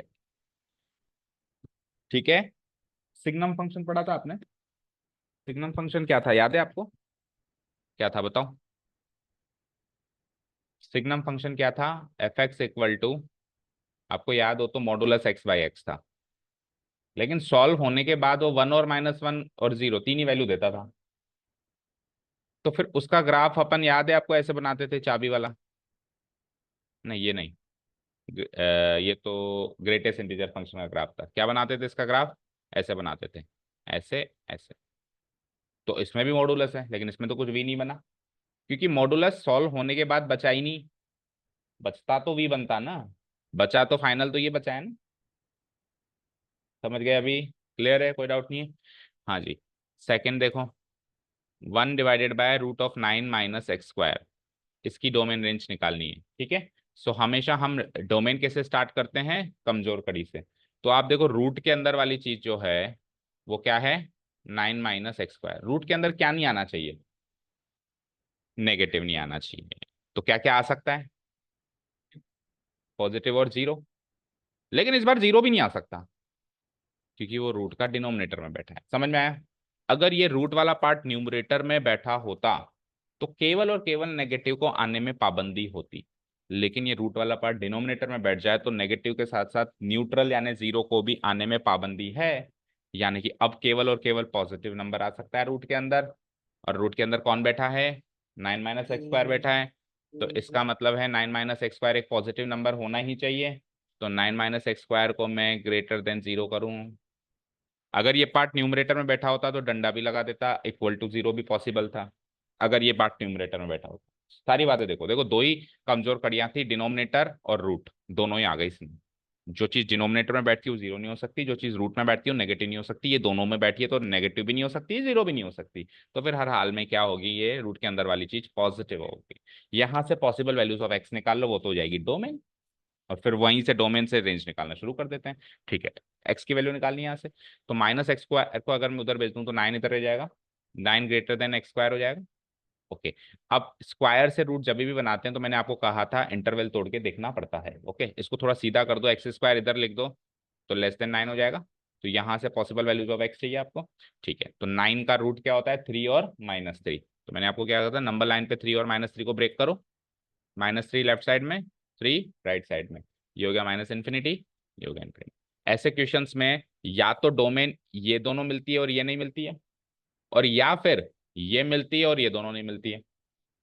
चेक कर लेते हैं कौन सी मिलेगी कौन सी नहीं मिलेगी। तो आप हर एक एरिया से एक एक पॉइंट उठाओ। सो -∞ से -3 वाले एरिया में कोई भी पॉइंट सोचो, -3 से लेफ्ट साइड में, -5, तो -5 इधर पुट अप करूं, -5 का स्क्वायर लेस देन 9, -5 का स्क्वायर क्या होता है, 25 लेस देन 9 होता है क्या, नहीं होता, इनइक्वालिटी सेटिस्फाई नहीं हुई ना, तो यानी कि इस एरिया में किसी भी पॉइंट पे ये सेटिस्फाई नहीं होगी।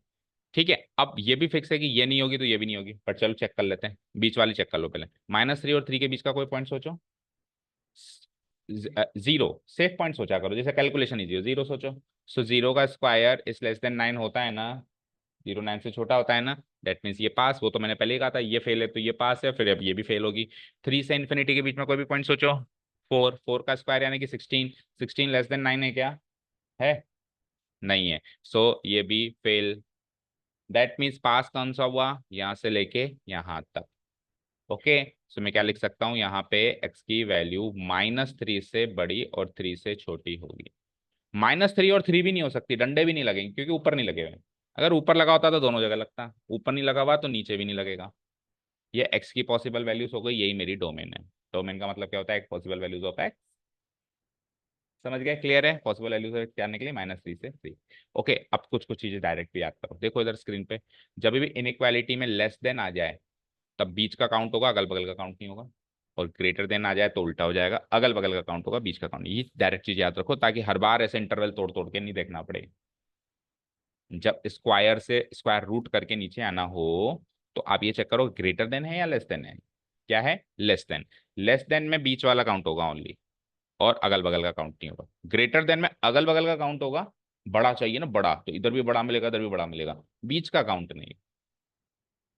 समझ गए ये चीज, ओके। चलो, तो ये आ गया मेरा डोमेन, डोमेन यहाँ से मैं लिख देता हूँ, डोमेन हो गया मेरा, क्या हो गया, -3 से 3, -3 और 3 दोनों शामिल नहीं है तो ओपन इंटरवल बनेगी, आंसर। अब रेंज मैंने क्या कहा था, जहां से डोमेन स्टॉप होती है वहीं से रेंज निकालना शुरू करते हैं। तो एक बार तो आपको एक्स से यही बनाना पड़ेगा, 9 - एक्स स्क्वायर, तो यहाँ से जस्ट उल्टा प्रोसेस फॉलो करो एक बार के लिए तो, और फिर उसके आगे और बढ़ना पड़ेगा। ठीक है, चलो रेंज निकालने के लिए मैं एक्स एक्स की क्वांटिटी से स्टार्ट करता हूँ। तो एक्स कहाँ से कहाँ वेरी कर रही है डोमेन में, -3 से 3। तो एक्स अगर यहाँ से वेरी कर रही है तो एक्स स्क्वायर कहाँ से कहाँ वेरी करेगी, ऊपर लिखा भी था मैंने, कहाँ से कहाँ वेरी करेगी, 9 से छोटी होगी, 9 से छोटी होगी और 0 से बड़ी होगी। तो 0 ग्रेटर देन इक्वल टू 0 और 9 से छोटी। ठीक है, क्योंकि किसी भी नंबर का स्क्वायर 0 से बड़ा नहीं, 0 से छोटा नहीं हो सकता, 0 है 0 के बराबर और 9 से छोटा हो जाएगा। अब एक्स स्क्वायर से क्या बनाना है आपको, क्या बनाना है आपको, 9 - एक्स स्क्वायर, तो पहले माइनस से मल्टीप्लाई कराना पड़ेगा। तो जैसे मैं माइनस से मल्टीप्लाई कराऊंगा तो इनइक्वालिटी गेट्स चेंज्ड, 0 का नेगेटिव 0 ये साहब, 9 का नेगेटिव -9 ये है, लेकिन इनइक्वालिटी गेट्स चेंज्ड, ये ऐसे ये ऐसे। अब सवाल ये कि इक्वालिटी का साइन कहाँ लगेगा, मतलब ये जो डंडा है ये कहाँ लगेगा, इधर या इधर, सोचो।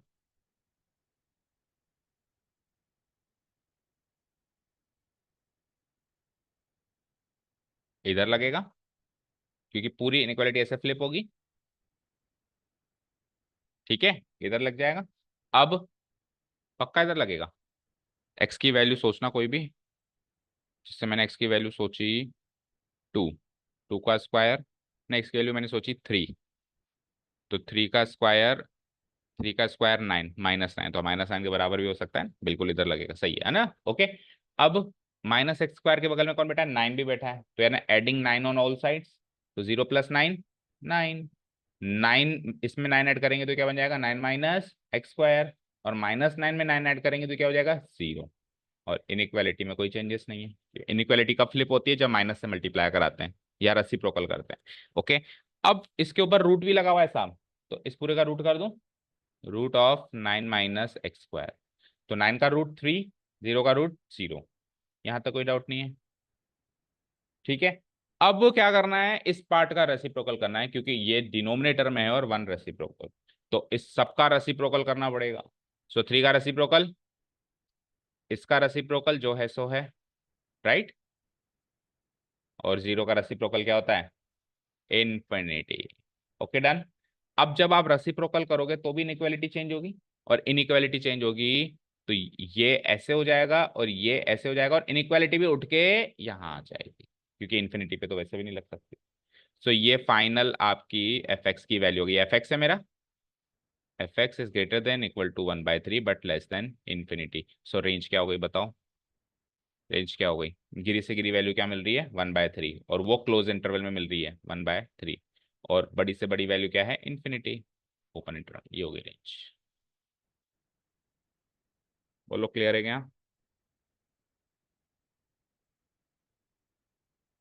ठीक है ना, यानी कि इसकी 1/3 से छोटी वैल्यू नहीं आ सकती। कुछ भी एक्स डाल दो, कुछ भी का मतलब डोमेन में से ही डालना पड़ेगा, कुछ भी डाल दो। समझ आया अच्छे से?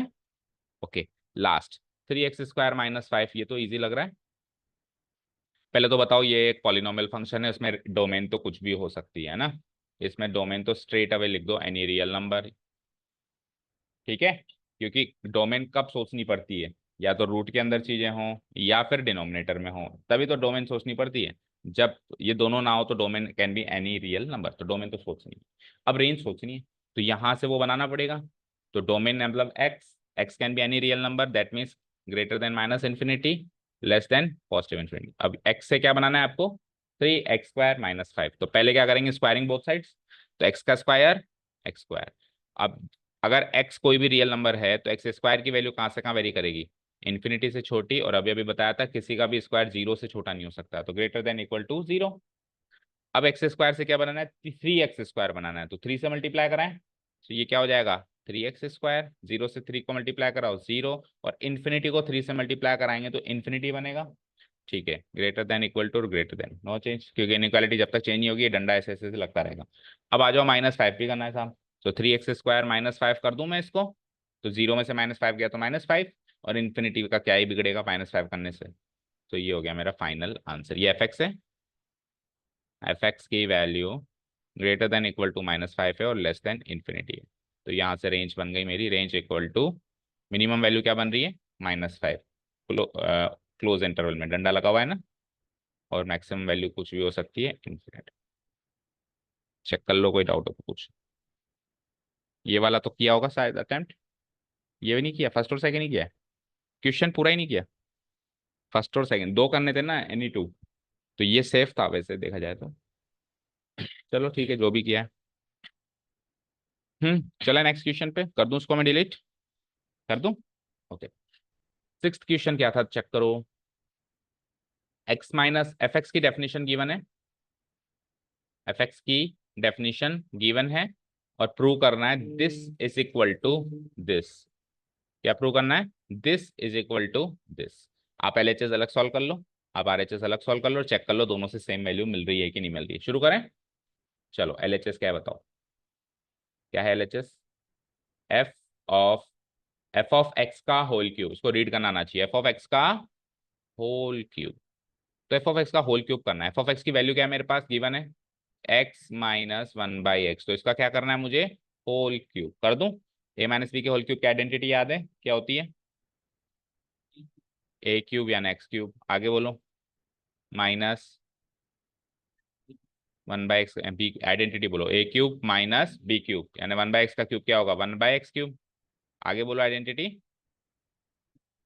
प्लस आता है माइनस आता है? हाँ, तो याद ही नहीं है। a - b का whole cube equal to -b³ -3a² b +3ab²।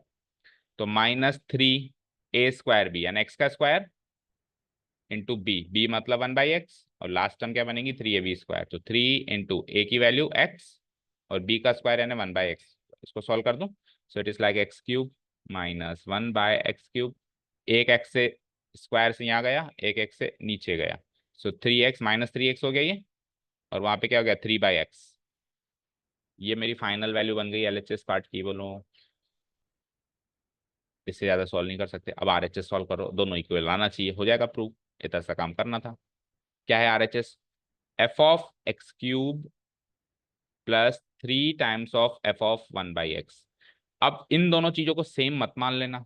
Sir ये दोनों तो सेम है। सेम है क्या दोनों? वो एफ ऑफ एक्स का होल क्यूब है, ये एफ ऑफ एक्स क्यूब है।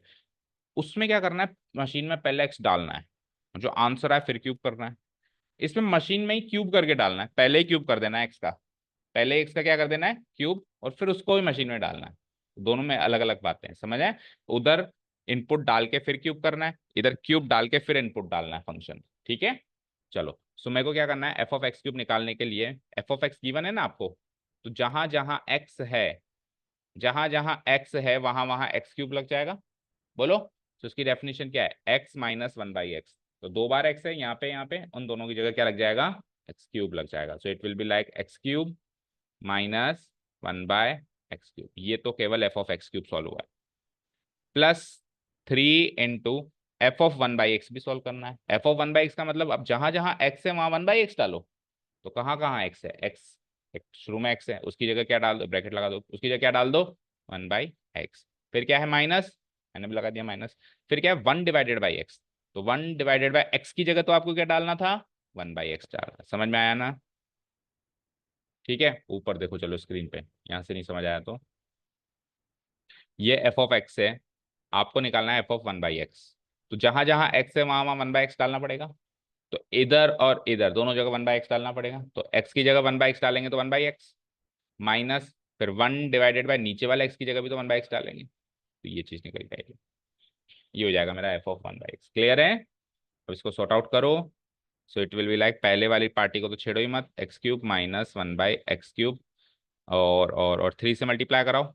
तो +3 × 1/x प्लस 3/x, राइट। और +3, अच्छा इसमें ये x ऊपर चला जाएगा, ये ऊपर चला जाएगा तो केवल x बन जाएगा।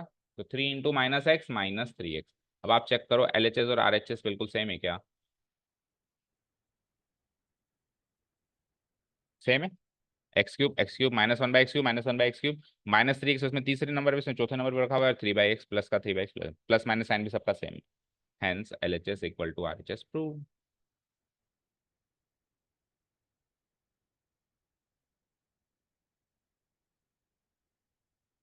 ठीक है,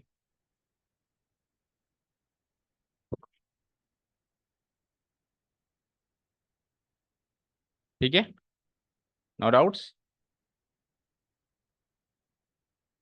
किसने किया था अटेम्प्ट? सेकंड किया अटेम्प्ट? तीनों में से किसी ने नहीं किया? ओके, चलो let's go to the second में। सेकंड में ज्यादा आसान था क्या? अच्छा, सेकंड में फिर 4 पार्ट्स थे। क्या है ये, कि अगर एफ और जी दो फंक्शंस हैं, एफ एक्स की डेफिनेशन ये है, जी एक्स की डेफिनेशन ये है, दोनों को अलग अलग डेफिनेशन दे दी, तो आपको f plus g of -2, f g of -1, f minus ji of 1, और ये सब निकालना है। अब एक चीज समझो, अलजेब्रा ऑफ फंक्शन सीखा था अपन ने। एफ प्लस जी ऑफ -2 का मतलब है f of -2 plus g of minus. समझ में आया? इसका मतलब क्या है, f of -2 plus g of -2। ठीक है, एक तरीका तो यह है कि एफ एक्स से पहले एफ ऑफ -2 निकाल लो, जी ऑफ एक्स से जी ऑफ -2 भी निकाल लो, निकाल लिया, और फिर दोनों को प्लस करवा रहा है, तो इसका आंसर जो है इसके आंसर से प्लस कर दो। एक तरीका तो ये इसको सोल्व करने का। ओके, दूसरा तरीका यह है कि एफ एक्स और जी एक्स दोनों को पहले ही प्लस करके f plus g of x निकाल लो, और फिर यहाँ पे x की वैल्यू क्या पुटअप कर दो, -2। मतलब कहने का मतलब है, एक तरीका तो ये है भाई f प्लस जी यानी फंक्शंस को ऐड करना है, और ऐड करके फिर -2 डालना है। तो एक तरीका तो ये, पहले ही -2 डाल दो अलग अलग, इसमें अलग डाल दो, इसमें अलग डाल दो, और फिर कर दो ऐड, फिर कर दो ऐड, क्योंकि भी ऐड करवा रहा है। दूसरा तरीका क्या है, दूसरा तरीका यह है कि पहले ही -2 उसमें भी डालो, -2 इसमें भी डालो, और बाद में ऐड करो। भी दो काम करने हैं, एक तो -2 पुट करना है और एक ऐड करना है। पहले -2 करके फिर ऐड करो, पुट करके ऐड करो, या फिर पहले ऐड करके बाद में -2 पुटअप करो। आंसर्स दोनों से ही सेम आएंगे, बट प्रॉपर तरीका ये होता है कि पहले ऐड करो और लास्ट में -2 की वैल्यू पुटअप करो, यानी पहले फंक्शंस को सॉल्व करो। एफ प्लस जी का मीनिंग क्या है, एफ इंटू जी का मीनिंग क्या है, एफ माइनस जी का मीनिंग क्या है, और एफ बाई जी का मीनिंग क्या है, और फिर बाद में जो वो वैल्यू दे रहा है, जैसे इसमें -2 दे रहा है, इसमें 1 दे रहा है, इसमें -1 दे रहा है, इसमें वो बाद में लास्ट में जाके पुटअप करो। ठीक है, सो पहले आप एफ प्लस जी, एफ माइनस जी, एफ जी और एफ डिवाइडेड बाई जी को सॉल्व करो। करें? ठीक है, करते हैं। बताओ मुझे एफ ऑफ एक्स क्या गिवन है, एफ ऑफ एक्स क्या गिवन है, एक्स स्क्वायर।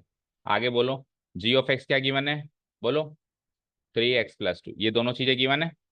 अब पहला क्वेश्चन क्या है, बोलो फर्स्ट क्वेश्चन क्या है। First question is f plus g of -2। तो ये निकालने के लिए पहले f plus g of x चाहिए होगा। ये निकालने के लिए क्या चाहिए होगा, पहले f plus g of x क्या चाहिए होगा, बोलो f plus g of x चाहिए होगा। फिर एक्स की जगह -2 पुटअप करेंगे क्योंकि फंक्शन एक्स में डिफाइन है दोनों।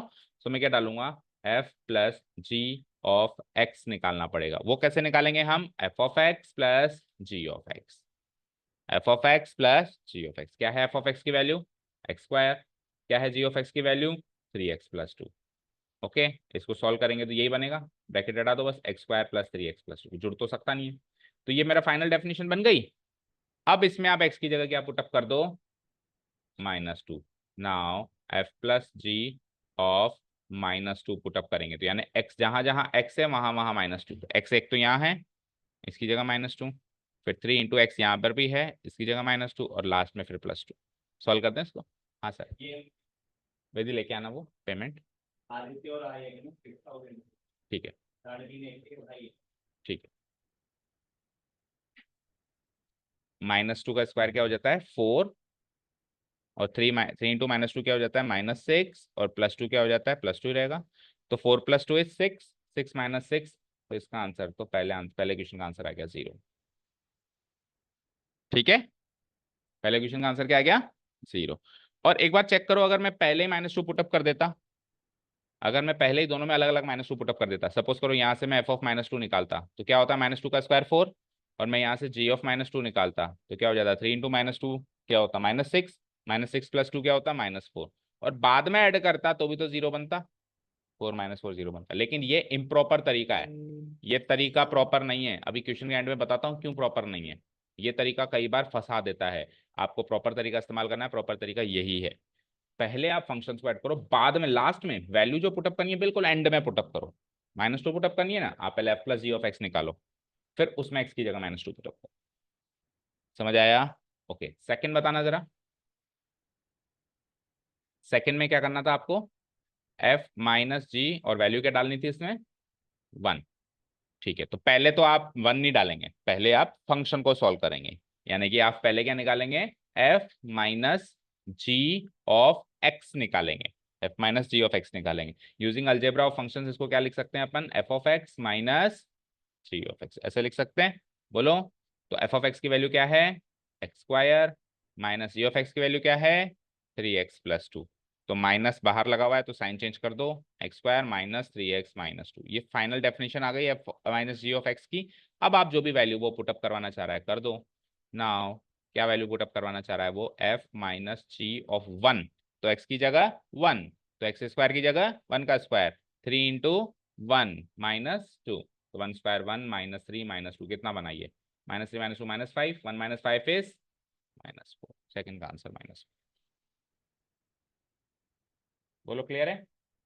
थर्ड वन चेक करूं मैं, एफ जी करना है उसमें, थर्ड में आपको करना है साहब एफ जी, और F g of what, F g of what, -1। तो एफ जी ऑफ -1 के लिए पहले एफ जी ऑफ एक्स निकालना पड़ेगा। बोलो, एफ जी ऑफ एक्स निकालना पड़ेगा, वो कैसे निकलेगा, मल्टीप्लाई करना पड़ेगा f of x into g of x. So tell me what is f of x, x square, what is g of x, 3x+2। Solve करो दोनों से, एक्स स्क्वायर इंटू 3x क्या होता है, 3x3, एक्स स्क्वायर इंटू 2 क्या होता है, 2x²। Final definition मिल गई बेटा। अब क्या पुटअप करवा रहा है साहब, F g of -1। So F g of -1 की वैल्यू हो जाएगी, आप x की जगह -1 पुटअप करो, 3 × -1 का क्यूब plus 2 into -1 का square. So it is like -1 का क्यूब is -1, -1 into 3 -3, -1 का square is +1, +1 into 2 +2, -3 + 2 is -1. Answer. Let's go to the last part, final part. बोलो लास्ट पार्ट क्या है? Fourth one. f by g of क्या निकालना है? 0. ये निकालना है. तो इसके लिए पहले f by g of x निकालना पड़ेगा. किसका? इसका. अभी देखेंगे. देखेंगे f by g of x निकालते हैं. वो आपकी एनालिसिस है, अच्छी बात है, आपने दूर की एनालिसिस कर ली, लेकिन हमारा तो क्रम है, अभी सब्जेक्टिव आएगा तो सीधे नहीं लिख सकते ना कि 0 ही आएगा, करके तो दिखाना पड़ेगा. सो इसको क्या लिख सकते हैं अपन? f of x divided by g of x. और जब भी आप रैशनल फंक्शन बनाओ तो प्लीज मेंशन कर दो कि g of x not equal to 0, चाहे एज ए फॉर्मेलिटी पार्टी क्यों ना हो, लेकिन लिखना है. रैशनल फंक्शन में denominator can not be equal to 0. Okay, चलो जी, ये इसको सॉल्व करो तो f of x क्या हो गया बताओ? f of x क्या हो गया? x square. g of x क्या हो गया? 3x minus 2, where 3x minus 2 can not be equal to, plus है क्या? ओके, प्लस है तो प्लस लगाओ. Where 3x + 2 can not be equal to 0, क्योंकि g ऑफ x ये है. यहाँ से आप चाहो तो ये भी लिख सकते हो कि x can not be equal to -2/3. Solve करके 2 को उधर भेज दो, 3 को नीचे भेज दो. ये पार्ट करो तो ठीक है, नहीं तो ऊपर वाला तो कर ही देना. 3x + 2 not equal to 0. चलो जी, ये फाइनल डेफिनेशन आ गई कुल मिला के. अब आपसे क्या पुटअप करवा रहा है? 0 पुटअप करवा रहा है. तो what I will do, f by g of 0 equal to, तो 0 का स्क्वायर डिवाइडेड बाय 3 into 0 + 2. 0 का स्क्वायर 0, 3 into 0 0 + 2 यानी 0/2, 0/2 यानी कि आंसर 0. इसी क्वेश्चन में मुझे f by g of -2/3 निकाल के बताओ जरा, जल्दी निकाल के बताओ रफली. नंबर अभी मैं फाइनली बता देता हूँ. एक बार आप पहले ये f by g of -2/3 decide करो और सॉल्व करके बताओ. रफली सॉल्व करो सारे बच्चे.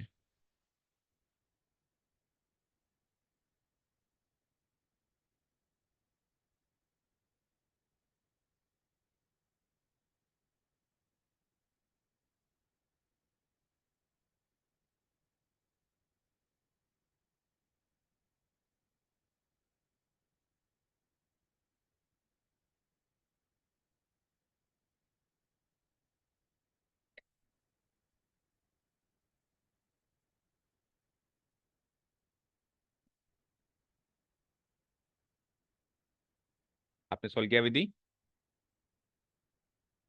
क्या है आंसर?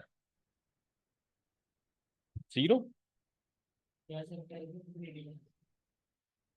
मुझे एक चीज बताओ, आप f by g of -2/3 solve ही क्यों कर रहे हो, जब आप वहां लिख के आए हो कि x can not be equal to -2/3.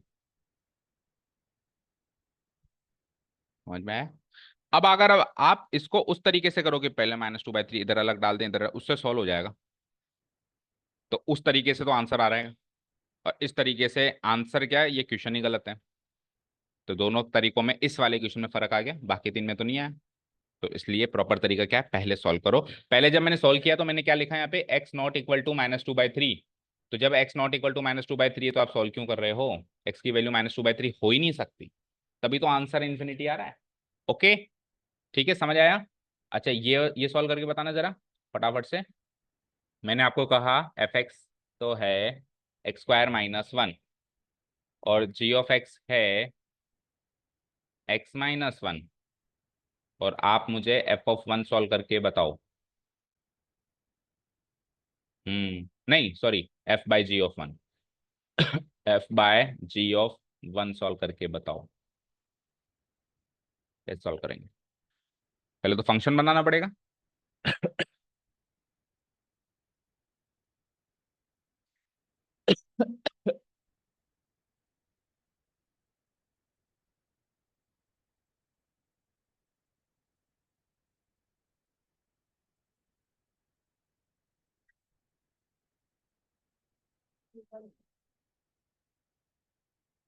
क्या आया? 0/0. तो ये आंसर पॉसिबल है क्या? 0/0 इन्फिनिटी नहीं होता.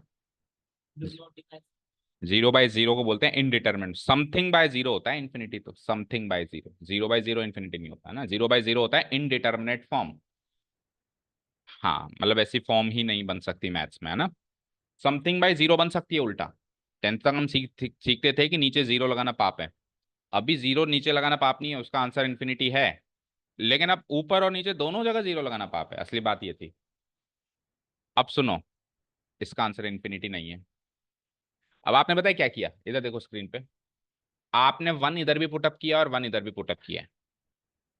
अभी अभी मैंने क्या कहा, पहले पुटअप नहीं करना है, पहले फंक्शन को सॉल्व करना है, लास्ट में पुटअप करना है। आपने वापस फर्स्ट तरीका यूज कर लिया, सेकेंड तरीका यूज करना है।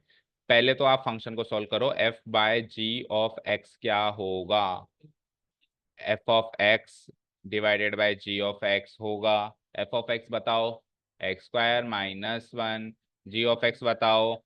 अब आप इसको सोल्व करो तो ये एक्स प्लस वन नहीं होता क्या, एक्स स्क्वायर माइनस वन को स्प्लिट करो, x minus one into x plus one divided by नीचे कौन है, एक्स माइनस वन, इससे ये खत्म, आंसर क्या है, एक्स प्लस वन। अब आपको क्या निकालना था, f by g of one, तो वो वन में इसमें पुटअप करूंगा, आंसर इज टू। कौन कहता है आंसर इन्फिनिटी है?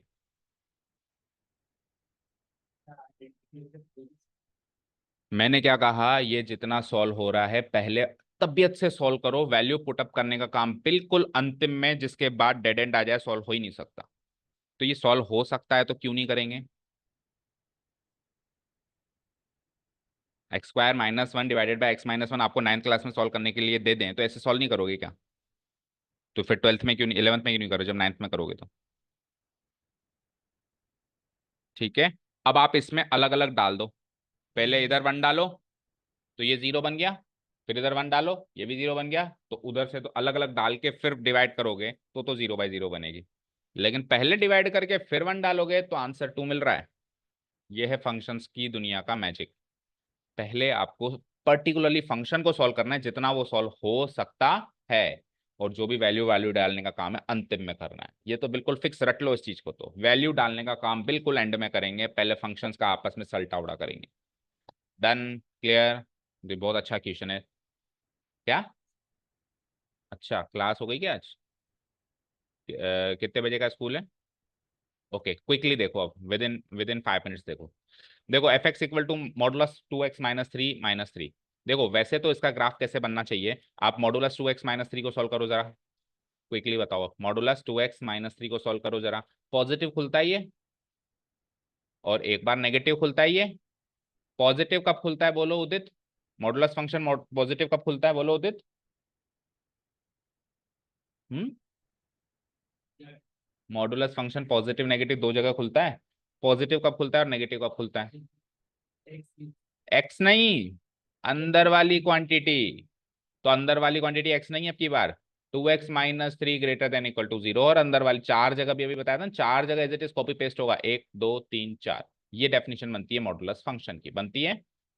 ओके, इसको पर्टिकुलरली सॉल्व करा तो two x minus three as it is, और ये माइनस अंदर एंट्री लेगा तो फ्लिप हो जाएगा, थ्री माइनस टू एक्स हो जाएगा फ्लिप होके। ठीक है, इसको भी सॉल्व करो ना, two x minus three greater than equal to zero है तो एक्स की वैल्यू क्या है, माइनस थ्री, उधर जाके प्लस थ्री, और थ्री बाय टू, तो greater than equal to three by two, और यहाँ पे x less than three by two. That means ये फंक्शन थ्री बाय टू पे अपना कांटा बदल रहा है। और मैंने आपको अभी भी बताया कि मॉडुलस के अंदर वाली चीज को जीरो से इक्वेट कर दिया करो, टू एक्स माइनस थ्री को जीरो से इक्वेट करेंगे तो एक्स की वैल्यू थ्री बाय टू आएगी, तो जो एक्स की वैल्यू आएगी वहीं से कांटा बदलेगा। तो ये फंक्शन यहाँ से कांटा बदलेगा। तो अब अगर इसी पोजीशन पे इसका ग्राफ बनाना हो ना आपको, तो आप ऐसे बना सकते हो, थ्री बाय टू पे कांटा बदल दो। तो मान लो ये वन है, थ्री बाय टू यानी 1.5, ये टू है, तो वन और टू के बीच में 1.5 यहाँ आएगा।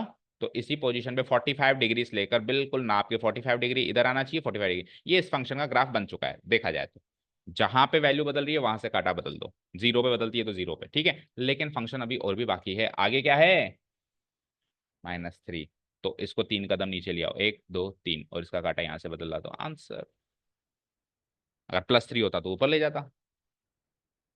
ठीक है, पहले मॉडुलस को सॉल्व करो, और फिर आगे क्या है, माइनस थ्री, तो आप माइनस तीन कदम नीचे आ जाओ। ओके, क्लियर है। सो ग्राफ बना के डोमेन एंड रेंज भी बतानी थी, ये भी तो करना था। सो डोमेन एंड रेंज बताने के लिए तो फिर फंक्शन को पूरा सॉल्व करना पड़ेगा। देखो कैसे, इधर देखो स्क्रीन पे, ये तो है टू एक्स माइनस थ्री, तो मुझे बताओ एफ एक्स क्या है, टेल मी एफ एक्स क्या है, modulus two x minus three, ये है। तो आप क्या करोगे, इन दोनों डेफिनेशन में -3 कर दोगे, क्योंकि -3 दोनों जगह डेफिनेशन में जाएगा ना, इधर भी जाएगा इधर भी जाएगा। ये तो केवल मॉडुलस का पार्ट है, -3 ऊपर भी जाएगा नीचे भी जाएगा, तो ऊपर और नीचे दोनों जगह -3 करना जरा। सो 2x -3 तो वैसे ही था, एक और -3 आ गया, और यहाँ पे 3 -2x तो वैसे ही था, और एक और -3 आ गया। तो ये -3 -6 हो गया अगली स्टेप में, बोलो। और ये 3 -3 कैंसिल आउट हो गया, ऊपर तो क्या आ गया, -6। For x greater than equal to 3/2, for x less than 3/2। Fine, clear, okay. अब इसका ग्राफ जब आप बनाओगे ना, तो आप इस डेफिनेशन से अगर आप ग्राफ बनाना चाहो ना, तो पता है ग्राफ कैसे बनेगा। एक्स की आपको एक बार 3/2 वैल्यू लेनी है, बोलो। एक्स की एक बार क्या ले लो, उदित यहाँ फोकस करो ना प्लीज। एक्स की एक बार क्या लो, 3/2 वैल्यू लो। एक बार लो 3/2 से छोटी वैल्यू, एक बार लो 3/2 से बड़ी वैल्यू। सो 3/2 वैल्यू पे तो ये डेफिनेशन फुलफिल होगी। तो बोलो एफ ऑफ 3/2 क्या होगा इस डेफिनेशन के हिसाब से। 3/2 रखो उधर, जीरो आएगा। 3/2 रखेंगे जीरो आ जाएगा, तो 3/2 पे तो वो जीरो है। ठीक है, 3/2 से एक बार छोटी वैल्यू लो, 3/2 यानी 1.5 होता है। 1.5 से छोटी वैल्यू जीरो ले लूँ, तो जीरो ले लो, एफ ऑफ जीरो। तो छोटी वैल्यू में ये वाली डेफिनेशन फुलफिल होगी, 3/2 से छोटी में डेफिनेशन है, तो -2 इंटू जीरो क्या हो जाएगा, जीरो। और एक बार 3/2 से बड़ी वैल्यू लो, तो 3/2 से बड़ी वैल्यू 2 ले लूँ, क्योंकि 3/2 1.5 होता है, एफ ऑफ 2। तो बड़ी वैल्यू में ऊपर वाली डेफिनेशन फुलफिल होगी। सो 2 इंटू जा 4, 4 -6 -2। अब आपको क्या करना पड़ेगा, इसके हिसाब से ग्राफ बनाना पड़ेगा। 3/2 पे क्या आंसर आ रहा है, जीरो। तो कोऑर्डिनेट्स क्या मिले, 3/2 0, मान लो ये 1 है, ये 2 है। सो 3/2 0 वाला पॉइंट कहाँ मिलेगा, यहाँ मिलेगा। फिर 0 वाला पॉइंट कहाँ मिलेगा, यहाँ मिलेगा। और फिर 2 -2 वाला पॉइंट कहाँ मिलेगा, 2 -2, मतलब 3 2 कदम नीचे आओ। जैसे अपन क्लास 10th में कोऑर्डिनेट्स निकालते थे ना, 3 या 4 पॉइंट मिला के फिर लाइंस को कनेक्ट करते थे। सो ये तीन, एक पॉइंट हो गया, एक तो हो गया 3/2 0, क्योंकि 3/2 डालने से जीरो आता है। फिर आ गया एक 0 0, और फिर आ गया एक 2 -2। ठीक है, सो ये वाला पॉइंट कहाँ मिलेगा, 2 पे क्या मिल रहा है आपको, पॉइंट -2। लेकिन ये 3 पॉइंट तो कनेक्ट ही नहीं हो रहे, तो यानी कुछ ना कुछ गलती है। फिर से देखो, 3/2 पे एग्जैक्ट वैल्यू क्या मिलेगी, अरे ये गलत है, 3/2 पे जीरो कहाँ मिलेगी। यहाँ पे पुटअप करो, 3/2 डालेंगे, 2 से 2 कटेगा, 3 -6 क्या मिलेगी, -3 मिलेगी। -3 मिलेगी, तो ये 3/2 पे क्या मिल रही है मुझे, -3। तो 3/2 पे -3 लगाओ, 3/2 पे -3 और नीचे जाना पड़ेगा। ठीक है, ये -1 -2 -3, तो 3/2 पे -3 यहाँ मिलेगी, इस जगह मिलेगी। ओके, यानी ये वाला पॉइंट गलत है, मैंने वो वाला हटा दिया गलती से। 2 वाला तो सही था, -2 है ना, 2 वाला -2 ये सही था। अब इन तीन पॉइंट को मिला दो, देखो वी बन रहा है आपका कंप्लीट। देखो, इसको इससे मिलाओ, लेफ्ट टू राइट चलेंगे हम, पहले ऐसे ऐसे, और इसको इससे मिलाओ, तो ये बन गया आपका इसका ग्राफ। और अभी अभी मैंने बताया था, डायरेक्ट बताया था, 3/2 से काटा बदलो, 3 कदम नीचे आ जाओ, उसी की सीध में 3 कदम, तो वही सेम चीज बन रही है। 3/2 से काटा बदलता तो ऐसे बनता ग्राफ, और यहीं से -3 है तो 3 कदम नीचे आ जाओ, 1 2 3। तो हमने पॉइंट रख के भी देख लिया, और हमने शॉर्ट ट्रिक से भी देख लिया। ओके, डोमेन रेंज बताओ उसकी। डोमेन तो इसमें एक्स कुछ भी ले सकते हो, 3/2 से बड़ा भी ले सकते हो, छोटा भी ले सकते हो, और कुछ भी ले सकते हो। सो इसका आंसर मैं क्या लिखूंगा सर, डोमेन तो है any real number. What about range, range यानी इसका आंसर क्या क्या आ सकता है, इसका आंसर कुछ भी हो जाए। ये क्या था, ये क्या वैल्यू थी, -3 से छोटा आंसर नहीं आ रहा ना, बोलो। लास्ट क्या आ रहा है इसका आंसर, -3, तो इसका आंसर -3 से बड़ा आएगा, कुछ भी कर लो। तो -3 से बड़ा आएगा तो क्या कर दूं, आप चाहो तो वैसे भी चेक कर सकते हो। देखो एक्स, एक्स जो है एनी रियल नंबर है, एक्स जो है एनी रियल नंबर है, वहां से आप 2x -3 बनाओ तो दुगना करो, तो दुगना भी एनी रियल नंबर, बोलो। फिर +3 करने से भी एनी रियल नंबर, -3 करने से, -3 करने से भी ये एनी रियल नंबर ही बनेगा। लेकिन जैसे ही इस पे मॉडुलस लगा दोगे, तो मॉडुलस की वैल्यू जीरो से छोटी नहीं हो सकती, और इधर एनी रियल नंबर। लेकिन फिर -3 भी लगाना है, तो -3 लगा दोगे, 2x मॉडुलस -3, तो जीरो में से -3 गया, -3, और इधर कुछ भी नहीं बिगड़ेगा इसका। तो ये मेरा फाइनल एफ ऑफ एक्स क्या आ गया, क्या आ गया बोलो, -3 से छोटा नहीं हो सकता, और इन्फिनिटी से बड़ा नहीं हो सकता। तो रेंज क्या आ गई बोलो, रेंज क्या आ गई, मिनिमम -3, इसमें -3 भी शामिल है, और मैक्सिमम कोई रेंज नहीं। ठीक है, इस तरीके से जैसे हम रेंज निकालते थे पर्टिकुलर तरीके से वैसे भी निकल गई, और ग्राफ के तरीके से भी आप चेक कर पा रहे हो -3 से छोटी नहीं आ रही, तो यहाँ से भी क्या कह दूंगा सर लास्ट -3 आ रही है, और पॉजिटिव साइड तो ऊपर तो वो कितनी भी जा रही है, इस साइड भी ऊपर कितनी जा रही है, लेकिन नीचे रेंज का मतलब होता है वाई की पॉसिबल वैल्यू, सो वाई की पॉसिबल वैल्यू लास्ट -3 आई है। ठीक है, ठीक है। अब ये f of x equal to 1/x आप बुक से कर लेना, क्योंकि आज आपका टाइम हो गया है। बुक निकालो, देखो मैं बताऊं।